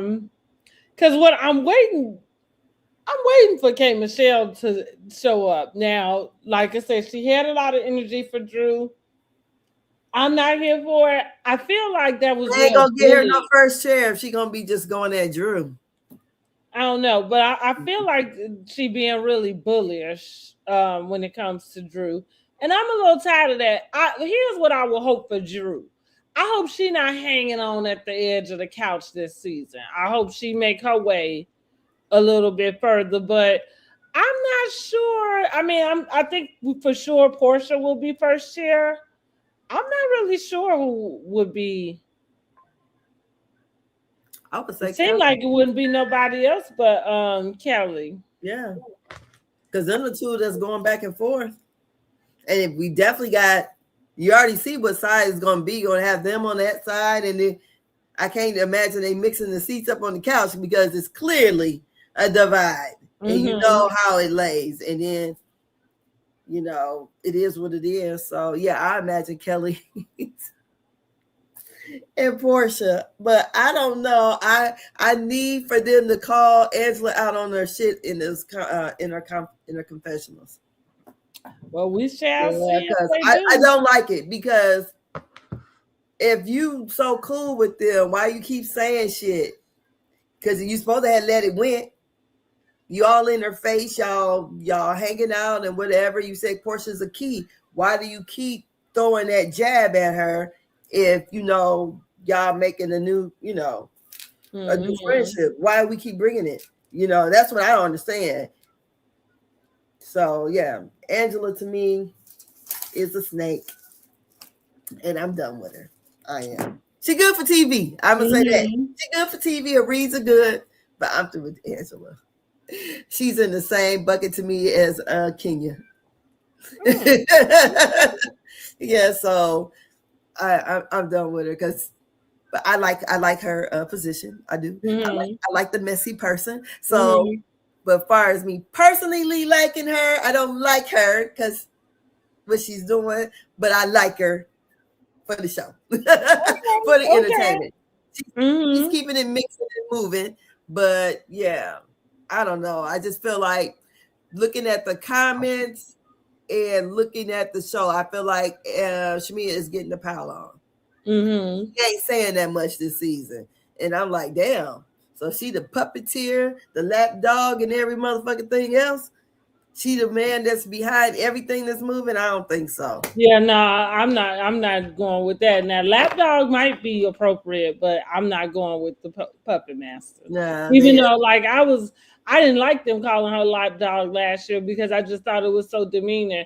But the reason why I'm kind of like leaning towards it is just because, where are you, girl? Girl, she worried about her marriage. Yeah, well, she got bigger fish to fry. I see. Shit. Fuck the husband stuff. I got help. I got to keep this rich man. Well, good luck, girl. Yeah, good luck. I thought it was a good episode. Like I said, I would rate it about 8.5, 9. I really, really enjoyed it. And I'm looking forward to next week's episode. I am too. Yeah, so yeah. I think so far, this is definitely one of the better seasons in the last couple of years. And it's showing the Hill is better than Potomac. Yeah, for sure. Yeah, I feel like they got their groove back. So that's kind of why I want K. Michelle to just really kind of, I don't know. Go on and be who the hell you are. If that's that evil bitch that we all thought, then just be her, I guess. Because all like this little thing, again, it's funny because it is I don't know, it's keeping us interested, but I'm gonna get bored. I'm not gonna be able to do another 10 episodes of like that. I'm this bipolar bitch, huh? Yeah, right. She got us twisting and turning and everything. Yeah. I'm gonna need her to kind of like, I don't know, go on and crash out and stay there. Like, come on. So, do you think she's gonna just keep on with Drew, or she's gonna find someone else? I think she's gonna keep with Drew. Oh, see, that's why I like Kelli, because Kelli gonna give it to everybody. But like that's why I said I think for her, which is probably why she's sitting just feeling in a comfortable spot, because she's found an adversary. And it's Drew. And she gonna run that shit to the ground. But see, man, now I'm hoping her biggest adversary should be Porsha. Well, like she's so interesting enough. She's been doing, but see, and going back to how somebody tried to take up for K. Michelle to make it seem like her actions are always in response. But see, you do this little slick, dirty shit. So yeah, she's been doing interviews now today where you like you pressing all of this energy for her F that B, or like you talking real strong, but we got it. There's a reunion booth. See, and Atlanta ain't never needed the type of security that Love and Hip Hop would have. You know what I'm saying? So like shit, it's a new day. What they say, it's a new dawn, it's a new day. So we'll just see how she ends up panning out, because panning out, because you're still doing that backbiting thing. Like everything that you have to say, you're not saying it with that girl in your face. I don't know. And, So I agree. So I'm saying that to say she's saying this because you have to answer to it, because now the show is airing. You know what I'm saying? And then you did that tweet, right? So now you go on these interviews, and so now you got to show up and answer this. But you picked on Drew the whole season because you found her to be the easiest target. And somebody, or you watched the show or been following the comments, because I think she is in the comments. You know that Drew has a hard time with the audience in general. Mm-hmm. Well, and the worst thing you can do as a new housewife is go to the favorite, which would be Porsha. So my question is, who is the MVP of this week's episode? I don't know about the week's episode. We're not doing that. I don't think. Well, I'm going to say the standout this episode was definitely Kelli. Okay, fine. Kelli can take it. Yeah. Kelli came in there to shake shit up and not give a damn. She already let y'all know she broke, so she ain't got shit else to lose. Let me keep this guy dang on Peach and make Porsha ass work. And but I think that's okay. So it looks like definitely Porsha wasn't expecting that, for her to say that, because I agree. I said, whoa. So it went all the way left, but like I said, it was entertaining. I'm here for the But that's what, like, I tell you what, somebody kept accusing me of it. I just be like, shit, you jealous? Like, you sound a little, you want to? What's up?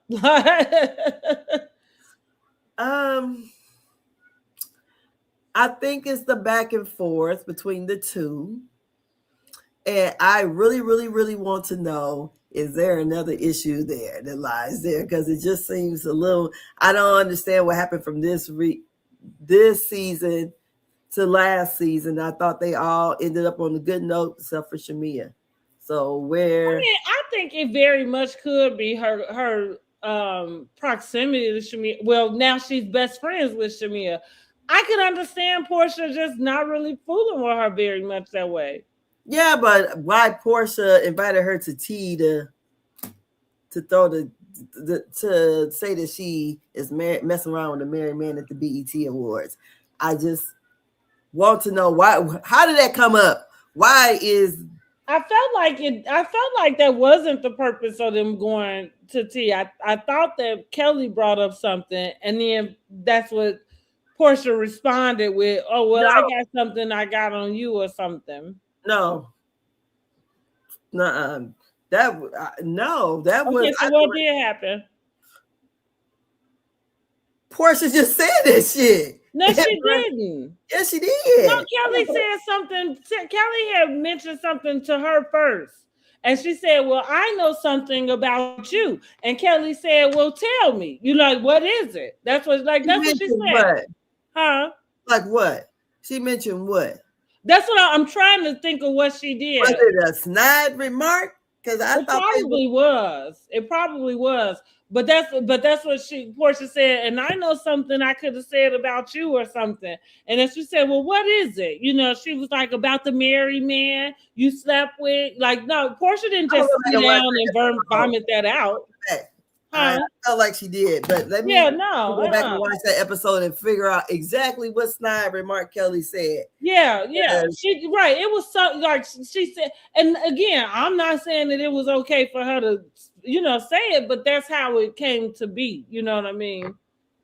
Because it seems like that was a whole different. I know something I could say about you. I know something, but so what? What is it? Let's just say about the married man on the airplane, or whatever. However way she, depicted that out. I'm gonna go back and watch that episode so I can really get the detail. Because I'm like, it just seems so far. Like I'm like, why is this going on? But I mean, it's entertainment. So. I kind of feel this way in general, and I guess if somebody is constantly clocking whoever you sleeping with or who you dating or whatever, and that seems to be um like they dagger at you. Now, I ain't got time to worry about who anybody's sleeping with, but I'm just saying, I guess I can understand um you feeling like if you caught some, using that same type of ammo towards the person, I guess. Because I mean, like I said, I've already said I don't really care about this storyline in general is beneath my IQ. I just watch it because I'm watching the show, and I really, really, really hope. And I don't know, maybe they don't get to something else, but I kind of do hope that they get to something else because it reminded me of what Nene said about the houses when they was in Spain that season when she was just she had to stop um, Kim had sent the video or whatever about the water bugs in her basement, and Yeah. she was pissed off The about it pool for being, house. huh? Yeah, but she had to stop because she was like, like it take a lot to get in these houses, and it really is fucked up that somebody will come around, and try to do something to demean it. And I agree with that. You know what I'm saying? Like shit. It's people work hard for even if it's a little, you know what I mean, for the little that they got. So I kind of feel that same way. Like, some of the subject matter. And it's funny how we want to have this tier about love and hip hop and Real Housewives. Real Housewives was not talking about this subject matter back in the days when we first was watching and it was booming. Nobody was really, you know what I'm saying, doing all of that. And so I'm saying now, like with the actual content, it's giving love and hip hop. You know what I mean? Like because that's all y'all arguing about is who's sleeping with who, and it just would feel that on the levels that y'all at, that you would have much more going on. Yeah. Yeah, I'm just saying.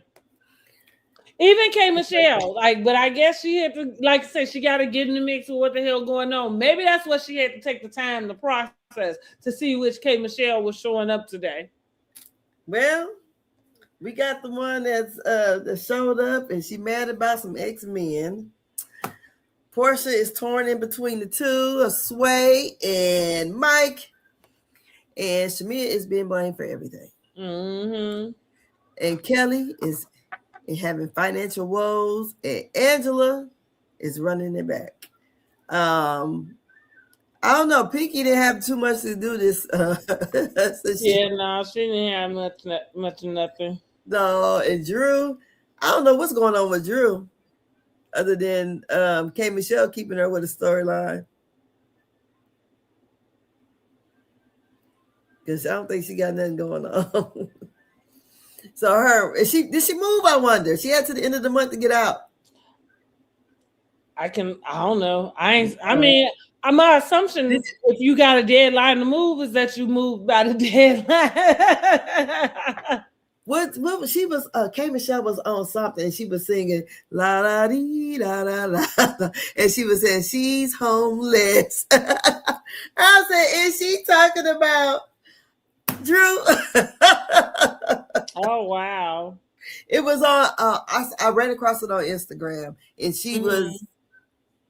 she had that blonde hair on, so it had to be fairly recent. But she was singing that song and talking about she's homeless. I'm like, oh, she's talking about Drew. You said K Michelle? Yeah. And see, that's another thing. She nasty. She nasty by nature. And that, so for me, the slow, that deer in headlights, person that we see showing up, it's really because she only performs in that particular in that space where she mad and then being nasty. And so I put her in the category with Kenya. Okay, I got to get to still know her. But yeah. Because what I mean by nasty, I think Goodreads have shade to them, but I think they are I mean, they can sting because you're gonna probably say something that has some sort of truth to it. But like the she's homeless thing, like, girl, bye. First of all, you got to know that girl, even if she had to go stay in a what they call them hotels that you know what I'm saying? Like cut it out. But at the same time, why would that be something? Why is it that? You know what I mean? Like, why it was given Brittany riding past that girl's salon. You see what I'm saying? Like, evil spirited, mean, like that. That's different. And again, I don't know what audience you want to talk to, but you talking to the same audience you've been talking to, pulling that type of shit. Yes, honey. Again, and I'm not saying I'm still watching. I'm just saying it's not really my level of. It's not on my level of intelligence, and I think I'm a little disappointed by that. So I'm kind of hoping. So I guess, what were you expecting K. Michelle to do when she came over? I'm not sure. I was open, but that's what I mean. I didn't have an expectation. I was open to. We haven't seen her in so long, so I didn't have any thoughts that she would be whoever she had been. Well, I can't even remember a lot of from her on Queen's Court, but I've been watched so much since then. You know what I mean? Like, I don't know. Maybe even when she was on there, it was just like, I just feel like she's always putting on. I don't know that we ever get who she is. It really is. Okay. Yeah, I think that's what. So again, I didn't have an expectation. I think I was just open to see who the fuck was showing up. But I'm a little disappointed. She had because everybody was talking about her being on the show. Mm-hmm. So my expectations were, they made like she was so great. And I'm like, oh, this not turning out that good. I certainly didn't expect her to have to look like Weekend at Bernie's at the dinner tables every time she was there. So in a sense, I would expected her to have been able to hold her own in that sense. I don't feel like she's holding her own. I feel like she's spiraling, and now she has to retreat to what her go-to method is. And here's the deal. Maybe that's just her. You know what I'm saying? Like, some people just operate that way. But if that's what it is, then fine. But stop trying to, put on. Yeah. So I don't know. Good episode. Mm-hmm. We can see what's going to happen next week. So it'll be about Shamea and Angela. Look like every week somebody's gonna be into it. Look like. We'll see how it go. Yeah. So I don't know if some of these. I guess the thing with Angela, to me, it just seems to manufacture, like, because you don't really have a beef with Shamea. So I'm just like, I don't know. It just don't seem like it should be. Well, that's why I kind of said maybe some of this is producer induced about trying, because maybe she might be feeling that if she bring it up, that maybe Porsha might chime in. Like again, I'm interested.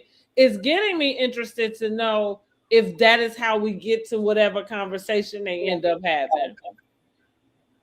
That makes it even worse. I'm just wondering. Yeah, who else? Nobody else is acknowledging it. And in my opinion, that is weird. Mm-hmm. That is weird. I'm not mad at Angela for pointing that out and trying to get something on camera.